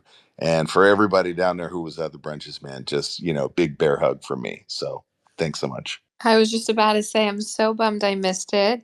I definitely had a blast at the New York one, and congratulations on the world tour, Fidel. I mean, you're crushing it, and Milton mentioned it. Like, it's definitely refreshing being able to go somewhere where you know that there is no blasting music. You can have really deep conversations, and for me, that's why I come to these event weeks. It's really the building those relationships, and thank you for providing the space and the opportunity to just gather everyone under one roof. So for me, these are definitely the most important events to attend, and I love seeing the growth. I remember meeting Rachel Wood at the first one that I attended, and we've gotten extremely close since then, as well as a bunch of other individuals that I got to meet through these brunches, and I just can't wait to continue seeing the growth. So congratulations! I really hope it works out with the sponsors and that you guys end up in Tokyo. I'm trying to do the same thing, so hopefully I'll see you out there. But thank you again for taking the time to join us to share more, and I definitely encourage people to follow Brunch by Fidel. It's a great community that he's building. So congrats again on the growth, and thank you for jumping on stage to share. That's a perfect, I think, segue into Paper Buddha and his blunts and brunch. Although I don't smoke, I definitely attended, had a great time, got a massage, got to see a couple of awesome people, and I mean, this year Paper Buddha got shut down by the police, but I'll let him tell the story. Paper, what's going on? GM, how are you? GM, what's good, everybody? Yeah, it wouldn't be a Paper Buddha party without some police and dealing with that. We had a great time. We had a few hundred people come out to the park. I guess I'll back up a little bit. I'm Paper Buddha. I'm an artist. Been in the space since 2013, dropping art since 2020. Through my first Blunts and Brunch in Miami in 2021, for like as a response to my collectors. I've got right around 3,500 collectors. And so this started as a community thing for my collectors, and it's really broadened out to the whole community. And the idea is that it's a refreshing oasis event in the middle of all of the craziness of any of our NFT events, where you can come recharge on some healthy food, some juice, very wellness focused. Like Vasia said, the masseuse is there, knowing that we're up on our feet the whole time. Providing lots of weed, psychedelic mushrooms for those kind of people as well. The old chemical assist for those of us that are about that. And surprisingly, 30 maybe 35% of my community doesn't partake, and that's totally fine. So just want to make it clear that everybody's welcome. You don't have to smoke weed to be a part of the thing. And yeah, we had a great time. We did it at Legion Park, where we've done it for the last 2 years or 3 years down in Miami, which I will say we've done without problem until now. But we had so many people come through that the park ranger, was alerted, came over, did the whole, hey, do you have a permit? So I pretended to be Ron Swanson from Parks and Rec, showing a blank piece of paper. And they're like, hey, this just says you can do whatever you want. And they didn't like that too much. So, she decided to call the cops. The cops came. And of course, any of you guys know that party, cops come, people leave, park ranger shows up, people leave. So, the party kind of starts getting smaller, cops come, and the cops looked at her and they're like, what are you talking about? These people are just having a picnic in the park and having a good time. So they actually told the park ranger to get lost. They told us, go ahead and continue to party. So we did, and more and more people kept showing up after that. So we actually ended up staying in the park until I had to leave for my airplane. So we partied an extra 3 hours. Just had a great time together, very wholesome, and like Vasia said, like Fidel's brunches as well, which I had a pleasure of going to. These are events designed for people to network. I want people to come, get to know each other on a deep level, right? And to walk away with new friends. Because I've been to the conference before where all I did was run event to event, and I got home and went, wow, I don't know that I really took away a lot. I saw a lot of cool stuff and I had a great time, but I don't know that I made new friends or had new opportunities. And so it's great to see events like this, events like Brunch by Fidel, where we can get together and we can actually have meaningful conversations, get to know each other on a deeper level, maybe even do some future planning together. That's one of my big hopes, is that people can walk away from one of my events with new opportunities, maybe with teams they didn't know before, other folks that they've been adjacent to for a long time. One of my superpowers is curating people from all different communities. So when you come to a Blunts and Brunch event, you're going to see 3 or 4 people from that one community, 3 or 4 people from that other community, and like basically all the weed heads are coming together, right? And so if you look at any big community, there's 3, 4, 5 total weed nerds in all of those communities. And I'm trying to do that with the weed stuff, with the fashion stuff, with the lifestyle stuff, and to really find the common thread that we all share. So that's what I'm after. And they're going well. They're going great. We do them at every major event, and they're usually the day after the event. That way people can really decompress, relax. I've found that a lot of decision makers and artists like to stay back a day or two after to really experience the city, and let their hair down. So that's why if you've never seen a Blunts and Brunch at one of these events, maybe you're leaving a day too early, stay a day later, check us out, hit me up. Always a great time though, and always funny when the cops take my side. Thank you for sharing. Completely agree. I mean, you crushed it. And again, decompressing, but also having the chance to catch up with people post these events. Yeah, I think it's just one of the biggest returns of these types of event weeks. Milton, I think I cut you off, so I'm going to hand the mic right to you. Go ahead. No, I was gonna say I'm glad that Paper Buddha mentioned that because Paper Buddha, if you don't know, has one of the most active and supportive communities in his temple. And I'm glad to be a part of that. Matter of fact, a lot of people that I've interviewed in the space have come from the temple, and I'm very appreciative of that, always will be.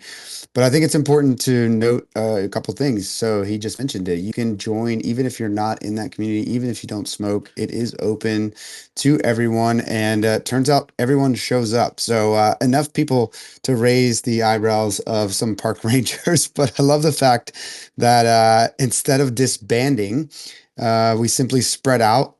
We made some, again, lemonade out of lemons. We were in groups of 10. We organized. We made some decentralized social meetings in the park with little nodes of 10 of us. And we were able to hold off long enough for the cops to show up and be on our side. So I thought that turned out really nice. Matter of fact, I would have stayed with you, PB, if I didn't have another event to get to because people were continuing to show up, even hanging out in the parking lot, at the basketball courts, over in the corner that you had secured, getting the massages. The massages were free, by the way. That was a completely free service. All we had to do, we didn't have to, but what I chose to do was to tip the nice young lady, Amy, there, who was a friend of one of the temple members, as a matter of fact, is how they got connected. So Amy did an incredible job, which was so nice. And I would note, too, this was not a shoulder rub. This wasn't a middle of the mall electric chair massage. This was a lay down. She brought her table. She even had a privacy curtain that she popped up. So this was a full on massage. Take the shirt off, shea butter on the back, head, neck, shoulders, legs, if you so chose. By the end of the massage, she was on top of you with her knees, making sure your hips opened up. Like it was full on. So this was a really, really nice retreat and a nice wind down at the end of the week. I would highly encourage you to visit, whether you're in or out of the temple. I think you'll find yourself to be a convert once you attend one of these blunts and brunch ceremonies that we like to host. So I just want to interrupt real quick and be a witness. She was beating his ass. that's the truth. Preach, preach. Yes, this was true. I had a witness on site, so that's good. Yeah, Fidel popped up and was like, "Damn, that's a real masseuse." Okay, I see you guys. So yeah, that was great. Thank you so much, PB, for hosting a wonderful, wonderful event once again. Vasia, my stage is clearly a bit rugged, but I think we wanted to transition to a couple other people. Before I forget, I wanted to give a special shout out to one person that's on my bullet points here that I skipped over. And I definitely need to highlight them because White Walls was in the building. White Walls was at Scope. And I know that Devin was very intentional to get there because that is full of mostly traditional art. And he wanted to make sure to have some people turn up a nose at digital art when they didn't think it had a presence at Scope. But Devin made sure that it did. Devin made sure to cast art as people were walking by. When I visited, it was such a cool experience because I walked in with FDOT and I was speaking, I was chopping it up right next to the bar, I had my drink, was chopping it up with one of the press members. So the press got his eyes on this. It obviously captured his attention to stick around for a moment and chat with me. We were both looking at it. And as we're looking at it, the consummate example of what this technology can do happened. FDOT started talking to Devin. Devin changed the curation from Yatreda and a couple other artists. There were 3 screens total. It was nice because they had both orientations of landscape and portrait. But as we were speaking, in an instant, in the snap of a finger, Devin was able to cast 3 FDOT pieces like magic. And that really, really impressed the press member who was writing about the event. And I have a feeling you're going to see a little excerpt about White Walls and the magic of that technology that can bring artists as they walk by literally to the screen in under 5 seconds. That was great to watch. And I would say also Wizard James was chatting with Devin. Devin was nice enough to put Wizard James up on the final day on Sunday. So if you know Devin, you know how eager he is to make sure that these artists are seen. And he's usually willing to have a conversation about making sure that you get up on the screen somehow, some way, somewhere. So definitely follow White Walls. What Blondie and Devin are doing, I think, is amazing for our space. And they had a beautiful, beautiful display at Scope Art Fair. So they made a big impression on me and a lot of passerbys at that show. All right, so my stage shows a couple more people that we did want to have up. Fossey, I don't know if you have an order here. I might hand the mic to you, but I do see Lawrence, Aventurine, and a Lonely Boy are here. If you've got an order for that, jump in and introduce one of them. Yeah, definitely. And just to add on, I think White Walls was they were the only ones that had digital displays at Scope. So definitely want to just reiterate what you said, that they're crushing it, and we do need to see more of that. So people like what Devin and Blondie are doing with White Walls, and what Stephen was doing over with Cartagena, and just bridging those industries, it's definitely amazing to start seeing more and more of that. I am going to transition right into Fernando, who's been patiently waiting. He also had his artwork up at White Walls at Scope. So this is, I think, a perfect segue into, I just wanted to share the mic with a couple of different artists that had their work exhibited, that actually had some performances as well. And I just wanted to hear from them. I know we've been talking a lot with organizers and hosts, but I wanted to give artists the chance to share. So Fernando, thank you for being so patient. GM, how does it feel post Art Week? Hey, GM, I'm so glad we finally made it. I've rocked like 12 times in the duration of this space, so I'm happy I'm finally here. I love that you mentioned White Walls, because that was going to be one of the biggest points that I wanted to touch upon. This was my third time returning to Art Basel, and 3 years ago I didn't really know anyone, and I was kind of like shy, didn't know how to network, and now seeing how everything has changed, and I feel like I have this supportive, loving family and community of international friends and collectors and artists and builders. It was really like a full circle moment for me, coming back to Miami. I actually didn't have any exhibits planned this year. The only thing I was going to Miami was for a live performance. That I've been doing these immersive live performances with my art now. I did one in New York last September, and then I was able to do another one in Miami for an Art Republic event, opening up for Deepak Chopra, which was a really fitting and perfect stage for me, since my art tends to be more so meditative and reflective. So that was really special. That was my intention coming to Miami, and then the rest of the week I was just open to whatever was meant for me. I was going with the flow. I was very intentional about not crossing the bridge unless I absolutely needed to, and that actually led to a lot of really beautiful experiences. And how I segue into White Walls is I actually got to stop by the R House for the Christie's event, and White Walls had a wall of the new infinite objects displays, which are the XXL displays that they're doing for like gallery grade exhibits. And I had done a drop with Infinite Objects a few months back, and Veronica, the artist relations lead from Infinite Objects, was there, and she was, "Oh, I just put your art up a few minutes ago to test the walls," and I was like, "Oh, that's great." She's like, "Oh, wait, I could just put your art up right then now," because they were using White Walls. So that was like my first showcase of my art. My art was up the whole day there for the Christie's event, which was really nice. And then again, the second day after I had gone to the brunch by Fidel, I don't know if I don't know how many people here, and I'd love to see like a raise of hands or emojis, but every year everyone hears about the water taxi. Like, oh, there's a water taxi. You don't have to take the bridge. Like, It there's exists. like It exists. I can verify that. it.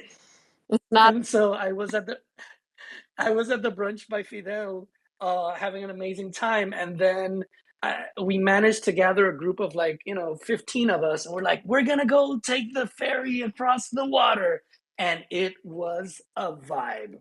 It was so nice. The weather was golden.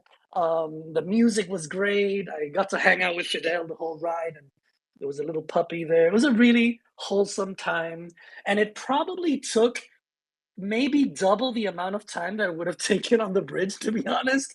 But it was a much more pleasant experience than being stuck in traffic for an hour. You got to have like a little Miami experience over the water, which I thought was really magical.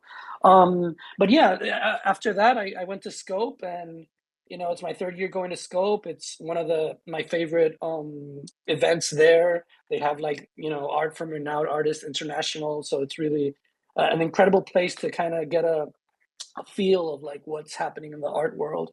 And then I came upon Devin and White Walls, and Devin was actually at my immersive art show in New York a few months back, and he really resonated with the performance, and so much so that we created a channel on White Walls for my Marea collection. It's called Meditative Currents.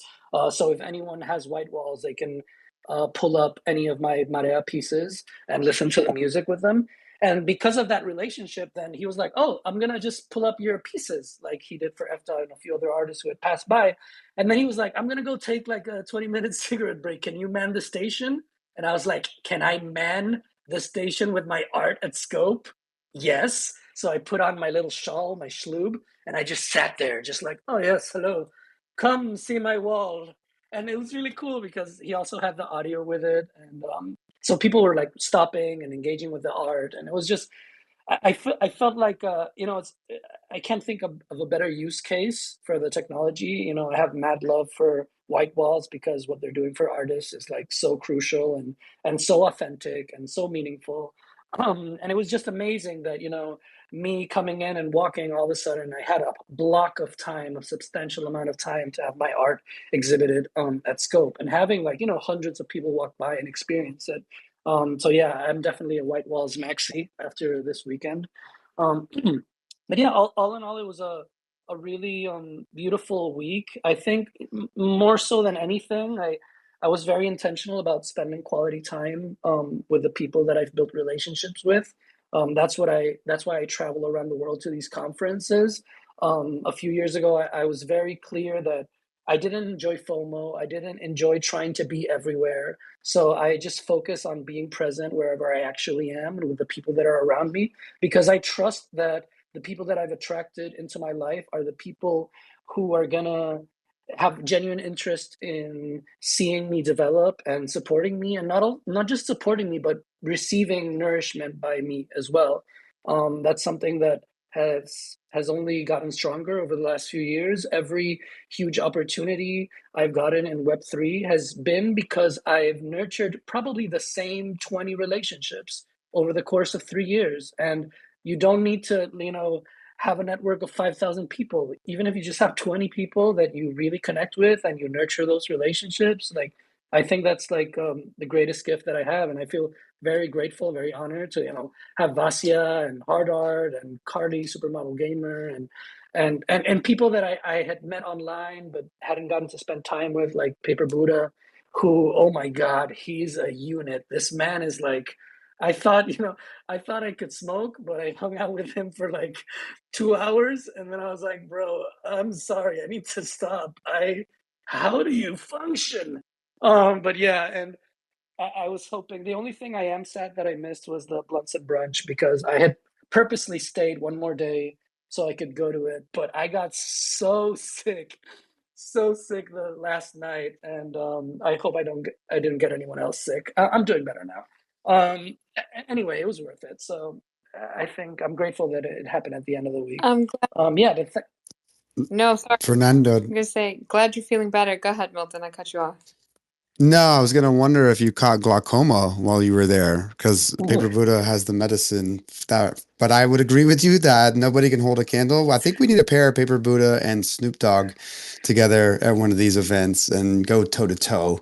We can have some betting on the side. But yeah, Finn, it was so good to see you, man. And I do appreciate you choosing and curating your relationships. And we had the pleasure of eating a nice dinner with you, a Mexican dinner in South Beach, which was a blast. It was cool to sit next to you and chop it up. And I'm so glad that you came with a bit of a plan, and then, but mostly leading it up to and then all these things fell into your lap. And I think that's a result of all the good karma that you've built up in this space. So kudos to you, man. I look forward to following your career path. And I think you've definitely curated and nurtured the right relationships in this space. So well, my friend. Thanks. I appreciate that. And yeah, I do want to double down on that and leave people with that because, like, I think that if you show up open-hearted and willing and honest, and the right people will find you, and the people around you are the people you need around you. So that's what I'm here for. So thanks for having me, and sending you all love. And we'll see if I'll see you all in Japan. Let's see what. Let's see if life is taking us there. We'll see what happens. But yeah, much love, everyone. Thank you, Fernando, for jumping on stage and joining. And I definitely think that resonated a lot with me in terms of just not over planning, I guess, and just seeing where the energy takes you. I think that in the past, it was a lot about not missing events and FOMOing and trying to squeeze in as many things as possible. And that's not really, I don't know, that just would give me too much anxiety. And not even, it's just the hustle and bustle that you're not present in the moment. And I think this year was a lot more about, yeah, it's okay if I miss things. And just again being present with the people that you're around. And I think it just led to all the right things happening at the right time. It turns out you had multiple exhibitions come up because you were at the right place at the right time. So I'm glad it worked out for you. And for those that didn't get a chance to maybe see it, I did pin up the performance that you had. I mean, you opened and you worked with the Chopra Foundation, which is huge, and I love seeing you take your photography to a whole nother direction. And specifically, well, I got to attend, which was a great experience, and I specifically loved how you slowed us down and made us focus on the present moment. And again, this constantly go go go of all these events going on all the time, I think it was really refreshing to get to experience that. So thank you for the amazing performance. I can't wait to see where you go next with it. And thank you again for just joining us today. Milton, I do see a hand up. Go ahead. You can jump right in. Yeah, Vasi you and I talked about this in the beginning, but we do want to give constant reminders for people. So if you're jealous like me that you didn't get to catch the Deepak Chopra performance by Fernando, and I'm left wanting for more, the best way for me to live vicariously is on the timeline here in the comments. So please post photos if you got the chance to see the great Fernando do his thing like I did at Loom Studios in New York.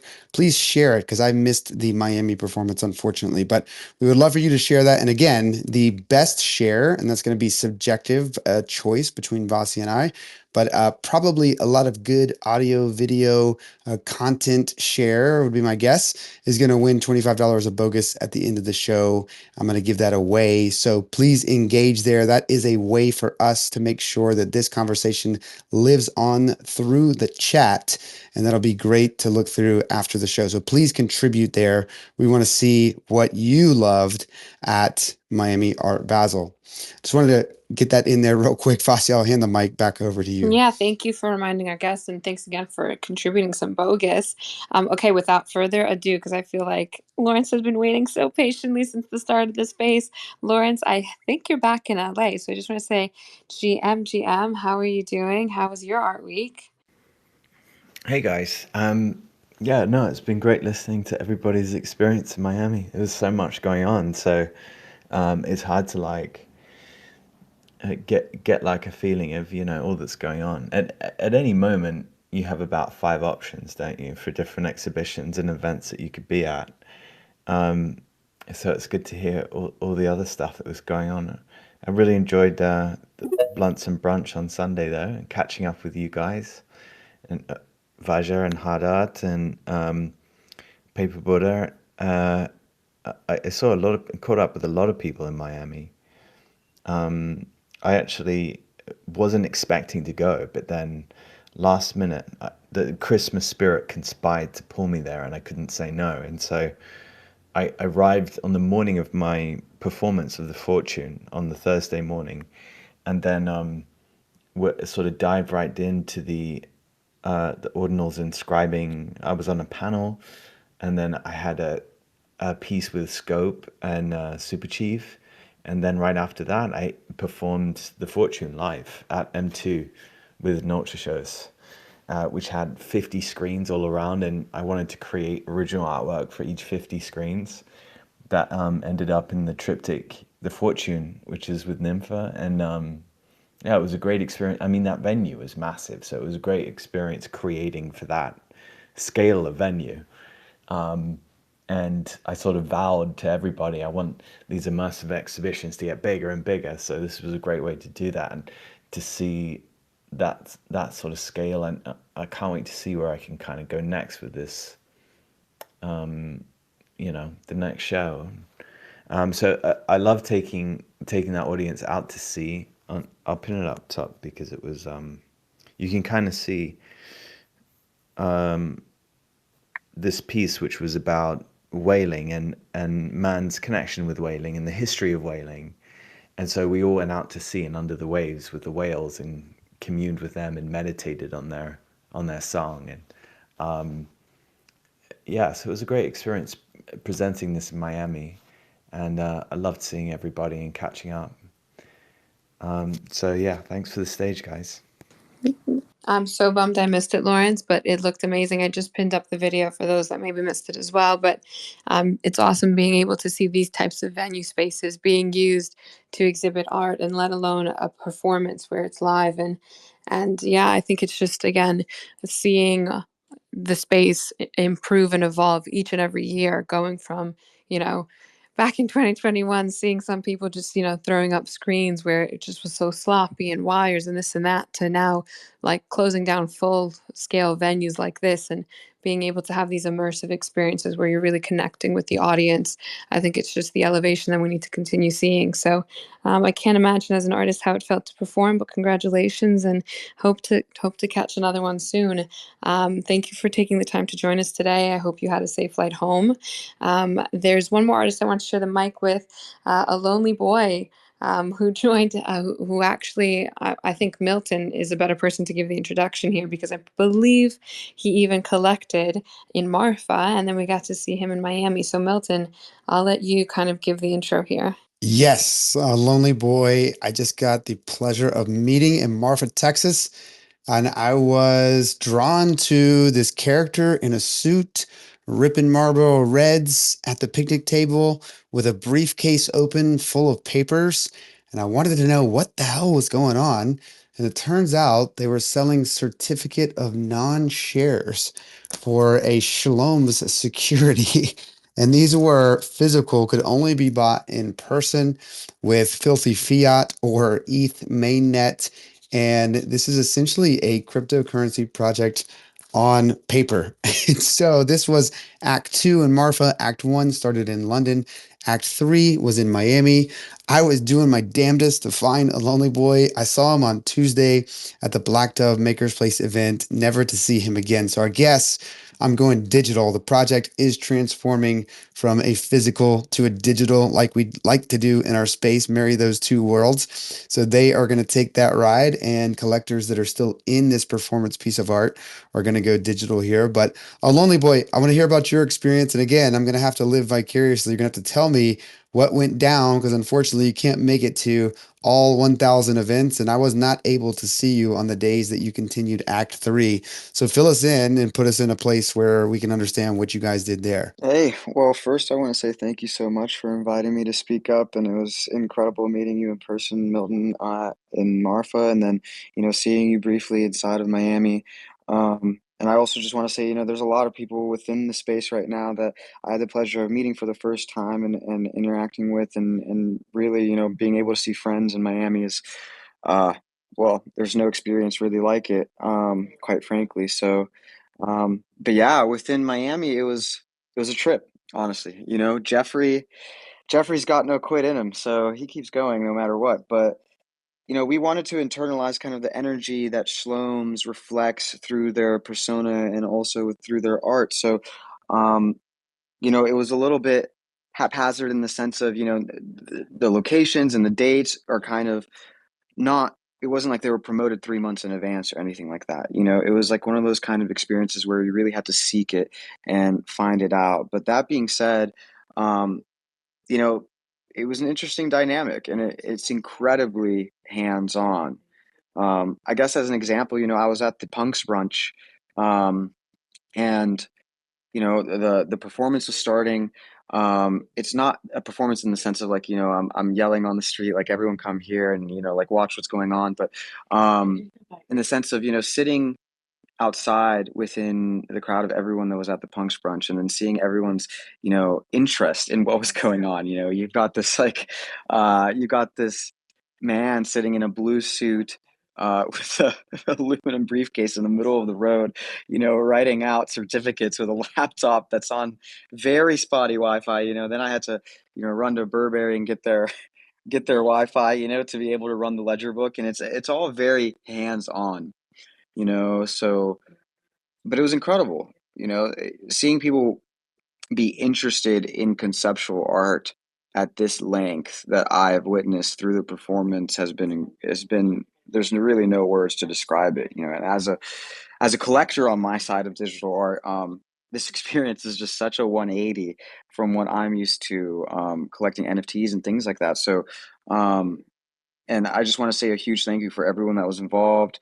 Verse, Shloms, Holly is in here who helped so much with the performance. And yeah, it was quite a beautiful time. We had random meetups at random places. We had a Hummer limo for 2 days, and uh, even we even performed at Untitled, booth B36, which is Tender's booth. A major shout out to Adam for allowing us to come through and be able to do some non-share unsanctioned business there. And funnily enough, even there was a performance going on in the middle of Art Basel, and Benny was right there watching it, and then I came through, and there's tons of people around, and Benny's like, can I sell now?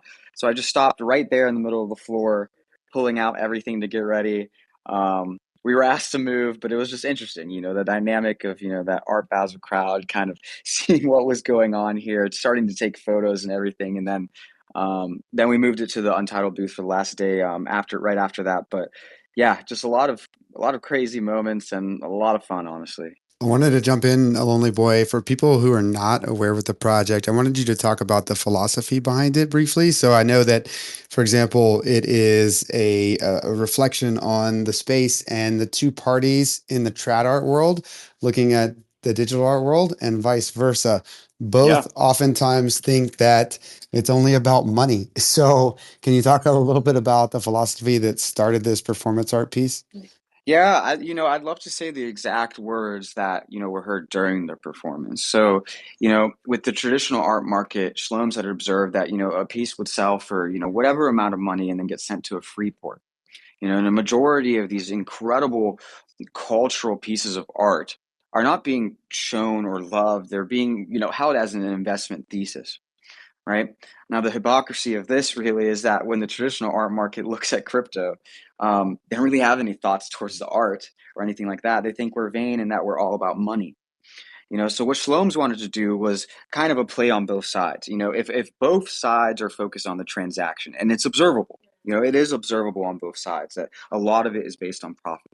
So if we take away the contract addresses, right? The tokens, the NFT, the physical artwork, all you're really left with in that sense at its core is the transaction. And that is the basis of the entire performance, right? So what people were buying was their involvement within this performance, which was a speculative, conceptual, financial element of everything. So, it had to be peer to peer. And it was a process, like a few minutes, one to one. We would walk through how many non-shares you would want to purchase or sell. And if you were selling, it could only be done, again, peer to peer. And then Shlomes had scripted a ledger book, which everything was running on a bonding curve that they had determined. And yeah, it was just doing business off the grid. And it was, I had said this analogy many times, but it reminds me of the time when, in America, you had localized governments, localized banks. It wasn't federalized yet. You really had to trust that in your area. You had to trust your banker in a sense. Back when bearer bonds had just started becoming a thing, like you couldn't foresee that it would actually be validated in the end.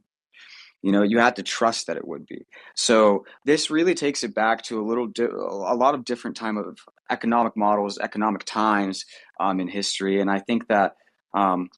Yeah, I just have a lot of love for Shloms for focusing on this specific direction when it comes to art, because that's something that's not often talked about and is often kind of hidden behind the veil of, like, let's say, excitement and culture and even the propensity of exclusivity and things like that, but stripping back that veil and focusing strictly on the transaction, I think is a very bold thing to do.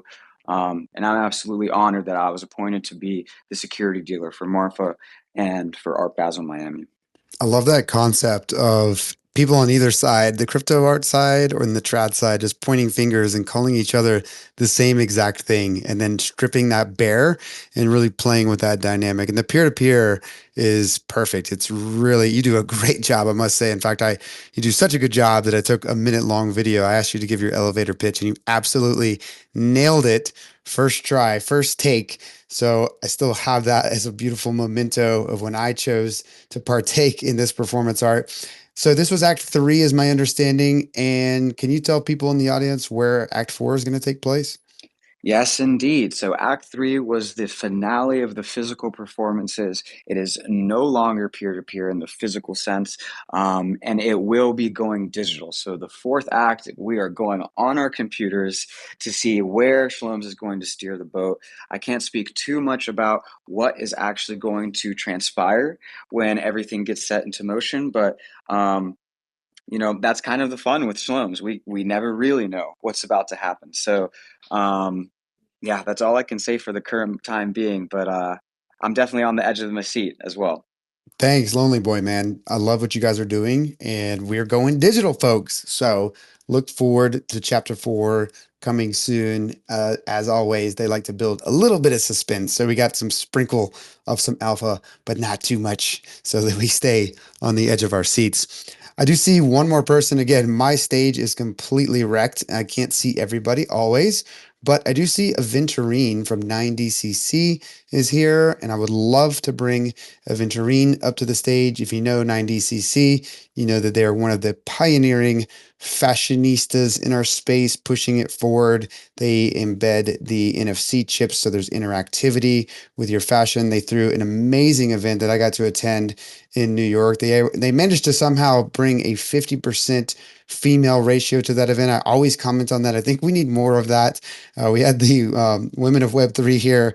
We need more women of Web3, and they're helping us in that cause. But Aventurine has been a huge patron of the space and an awesome rep for 9DCC. So I can't wait to have him come up here and speak about his experience at Basel. Welcome to the stage, Aventurine. Wow, what an intro.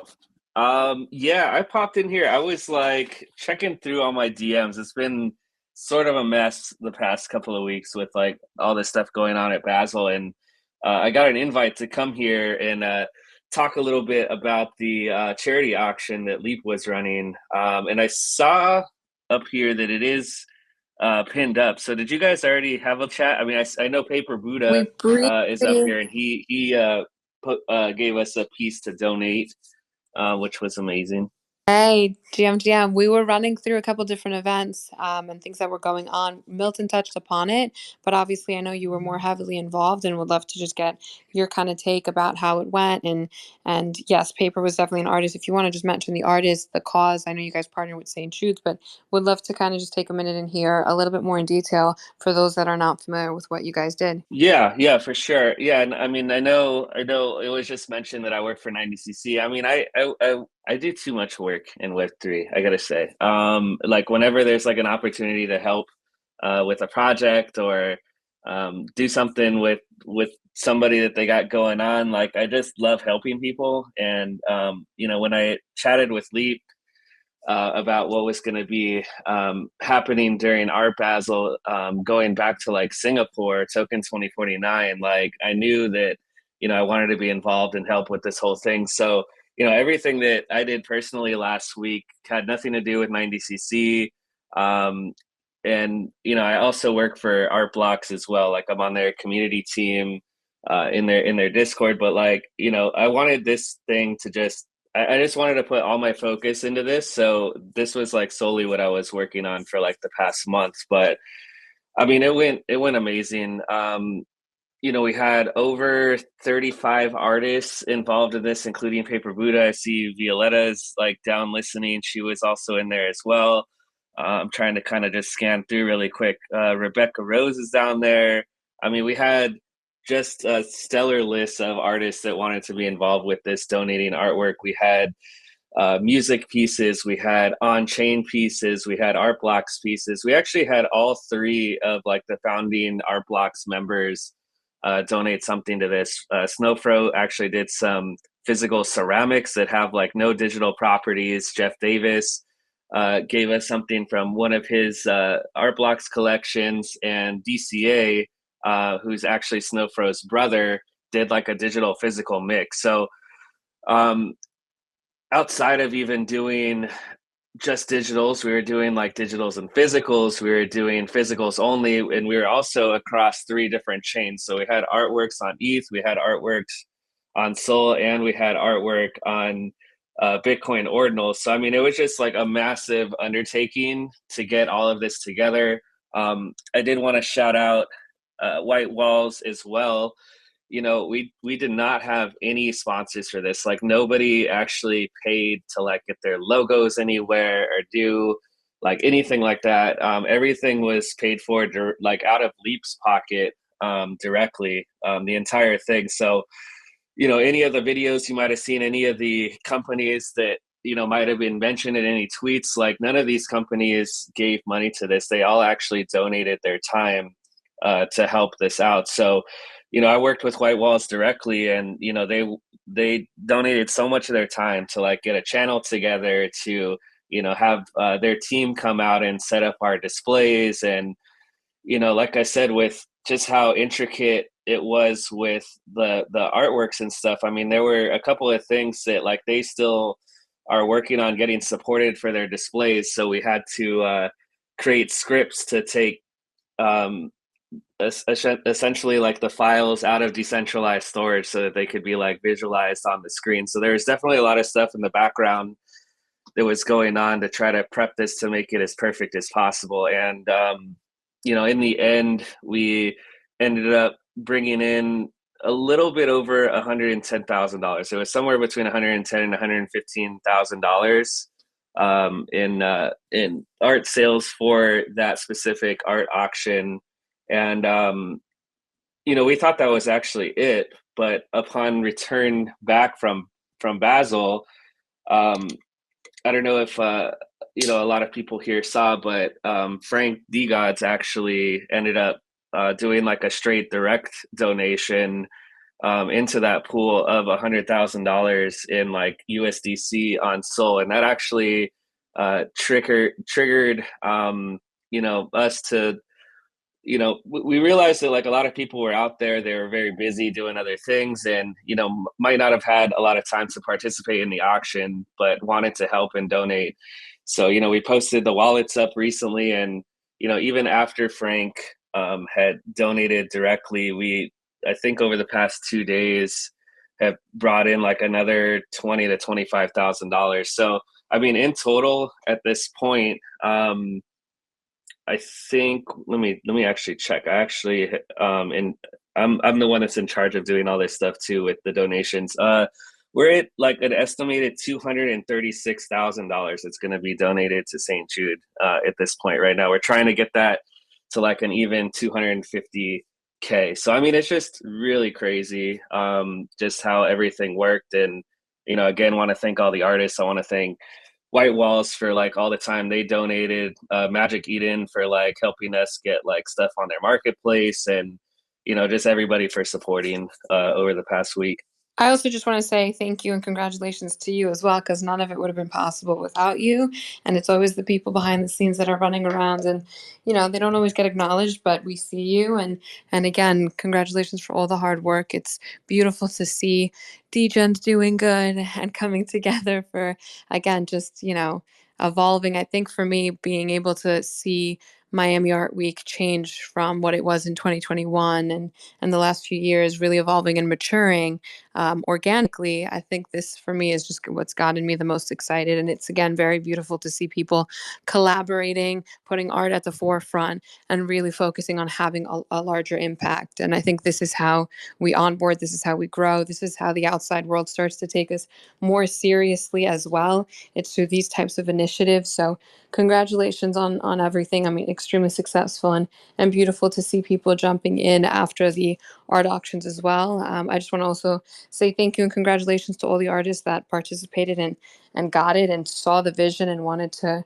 participate. Yeah, again, just super beautiful, and I hope to continue seeing initiatives like this. And obviously, a huge shout out to Leap, who did. And I know from a personal end, I had a chat with him and Marfa, and hearing his story, super beautiful to see someone build a very strong community, a very strong platform, but then use that platform to have such an impact. I think it's super inspirational, and something all of us should strive towards. So thank you so much for sharing.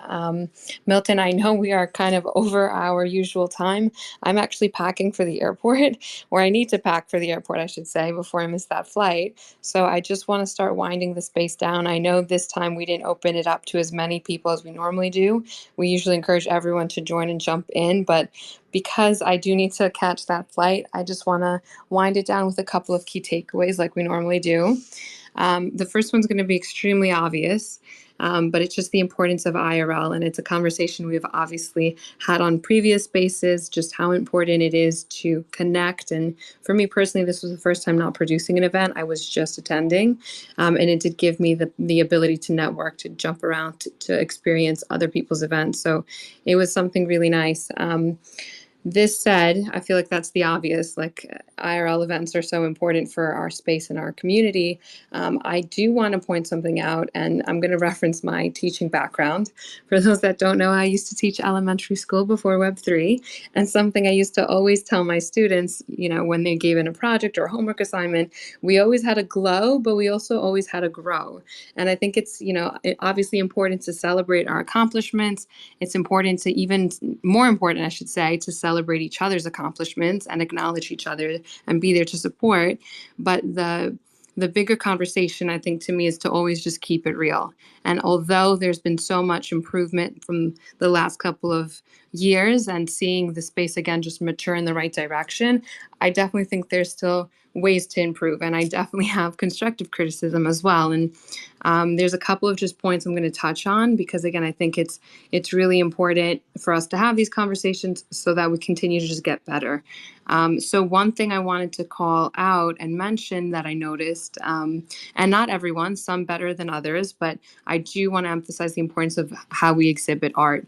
And some of these events you could tell were a little bit more they had different standards, I guess, or maybe weren't paying as close attention to detail in terms of how they exhibited art, meaning orientations are important, making sure that the wires and stands are clean. Like all of these things are things that I notice, especially coming from a production background. But I think as we continue to kind of invite people from outside of Web3 to come to these events, to come to these spaces, we want to make sure we have a top-notch presentation, right? So I think this is something important to mention. I actually had a conversation with a few artists that were exhibiting work as well, and maybe the TVs weren't the digital displays were not calibrated to really fit the artwork and the colors and all of these, like, again, details. And I know it's difficult in terms of production and we're always rushing, but this is something we shouldn't rush. And I think it's extremely important to continue to emphasize it's not just about throwing the artwork up, it's really about doing it justice and really treating it like a piece of art. So that was just one take I had in terms of things to improve. The other thing I wanted to just touch on, comparing it, especially since Marfa was, a few weeks prior to Miami, what I really appreciated was that Marfa had the smaller, intimate sense of, networking, and it wasn't all about parties. Obviously, this is Miami. It's a bit of a different beast, but I think that we had so many events going on, and a lot of the events were like all day type of events. Some of the events that we even pulled up to, they were empty when we showed up. So it was just like too many things going on at the same time, and you're fighting for people's attention. I think what might help the industry grow is if we did a better job coordinating, and it's more about working together to drive traffic to certain locations around the same time periods instead of competing. And I really got to experience that. I think it was one night in Wynwood, Milton, where it was like, I think it was the Pudgy Penguin party, and then One Love DAO was like right across the street. And there was a couple of things in the same, area right around the same time where we got to just jump around when you were ready to kind of like rotate through different locations instead of having things all over Miami. And I think it just goes back to the fact that we are too early to be competing as an industry, and we really need to focus on pooling resources together, really working as a team and coordinating, where I think it's going to have a larger impact to just get people to one location, and then just kind of not overlap as much. So I don't know how realistic that is, but that was just one thing that I definitely noticed and wanted to throw out there. Milton, before we wrap up, was there anything else that you wanted to add from your key takeaways? I know you've been an IRL event maxi this year, so you have a lot of experience. Anything else that you maybe wanted to add? I just want to build on what you said and not long enough to make you miss your flight because, girl, you missed 2 trains yesterday. How the hell did you do that? That was special. It But wasn't me. I had to throw you under the bus by the end of the show. I had to give you a couple jabs. But no, I did want to build on what you said. I echo that coordination effort. I think about great experiences like Marfa. I think about great experiences like Subjective Art Fair. We did have the luxury when you have Loom of 5 floors. So you only have to go floor to floor to enjoy 5 separate environments and installations. It'd be really cool to see if some building like that exists, for example, in Miami.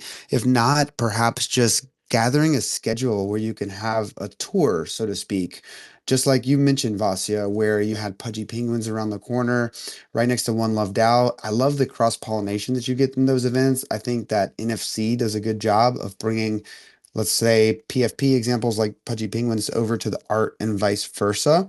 I think that's a great idea. I think we are still a small space and we sometimes don't know people on the island next to us, for example. So if you had a tour and just taking some inspiration from people in the room, let's say that you had a tour bus, for example, or even cooler, like Lonely Boy said, you rent that Hummer limo. Imagine if that was driving location to location. Everybody was on that same program. You could decide, hey, this is the headliner over here at One Loved Album. We need to see that light art installation with the brain. Oh, and then Pudgy Penguins is doing live music just afterwards. That makes sense for me to be here first, to be there second, and you could hop on that little circuit. If it wasn't walkable, you could get on some type of transportation like a party bus, like a limo, even just a line of dedicated drivers in some sedans, for example, might work, or vans. And then yeah, and Fernando, as much as I like to say you want to avoid going across the bridge if possible, it turns out to be virtually impossible if you're there for the whole week, almost guaranteed. Then you're going to have to do that at some point. But what a cool thing to do. I hadn't even considered that. I knew the water taxi could be an efficient way to get across, even though Finn said it might have taken twice as long. But the fact is, you're not segregated into groups of 3 or 4. If you're all on the boat, then all of a sudden you have an organic networking event on that boat. So you could have 15, 20, you probably have 50 people going across that bridge if you wanted to make that as part of your tour. So I would love to see groups coordinate. Obviously, I think this would be harder on the front end for planning purposes, but I think it would really pay dividends on the back end for the experience of the visitors. And then they're going to get all this cross pollination on top of that. I think it'll work out to everyone's favor. It'd be a win-win. So I would love to see that next year. I want to be on that boat, in that limo, on that tour with everybody here in the room. So I hope to see that happen sometime in the future. But I just wanted to say it was an incredible job, to give some glow. I was really impressed. High quality events this year. Made a lot of great people, a lot of existing relationships got to build on. Like Fernando said, really spending some quality time with the core 10, 20 people that I really wanted to be with, but also branching out at places like Schiller Dinner, at places like the St. Jude's event, where I met a lot of new, great individuals that I should make lasting connections with as well. So that's always a nice plus. But with that being said, I think I'm done. Vasia, I know you got to pack. Is it time for us to play a little bit of music on the way out? Are we there? Yeah, I just want to quickly say thank you to everyone for tuning in, for listening, for hanging out for this long. I know time is extremely valuable, so much love. I did just repin up my pinned tweet up top. Is just, again, for those that maybe missed previous episodes, we record all of these spaces, we upload them to all the major platforms, Spotify, Apple Music, you name it. And the point is to really just keep an archive of all these conversations. So thank you so much again again for joining. Tune in next Wednesday, 1 p.m. Eastern.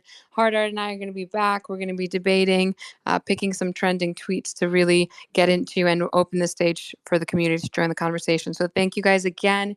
And yeah, I'll just GN here. I have a flight to catch. So Milton, you can DJ us out.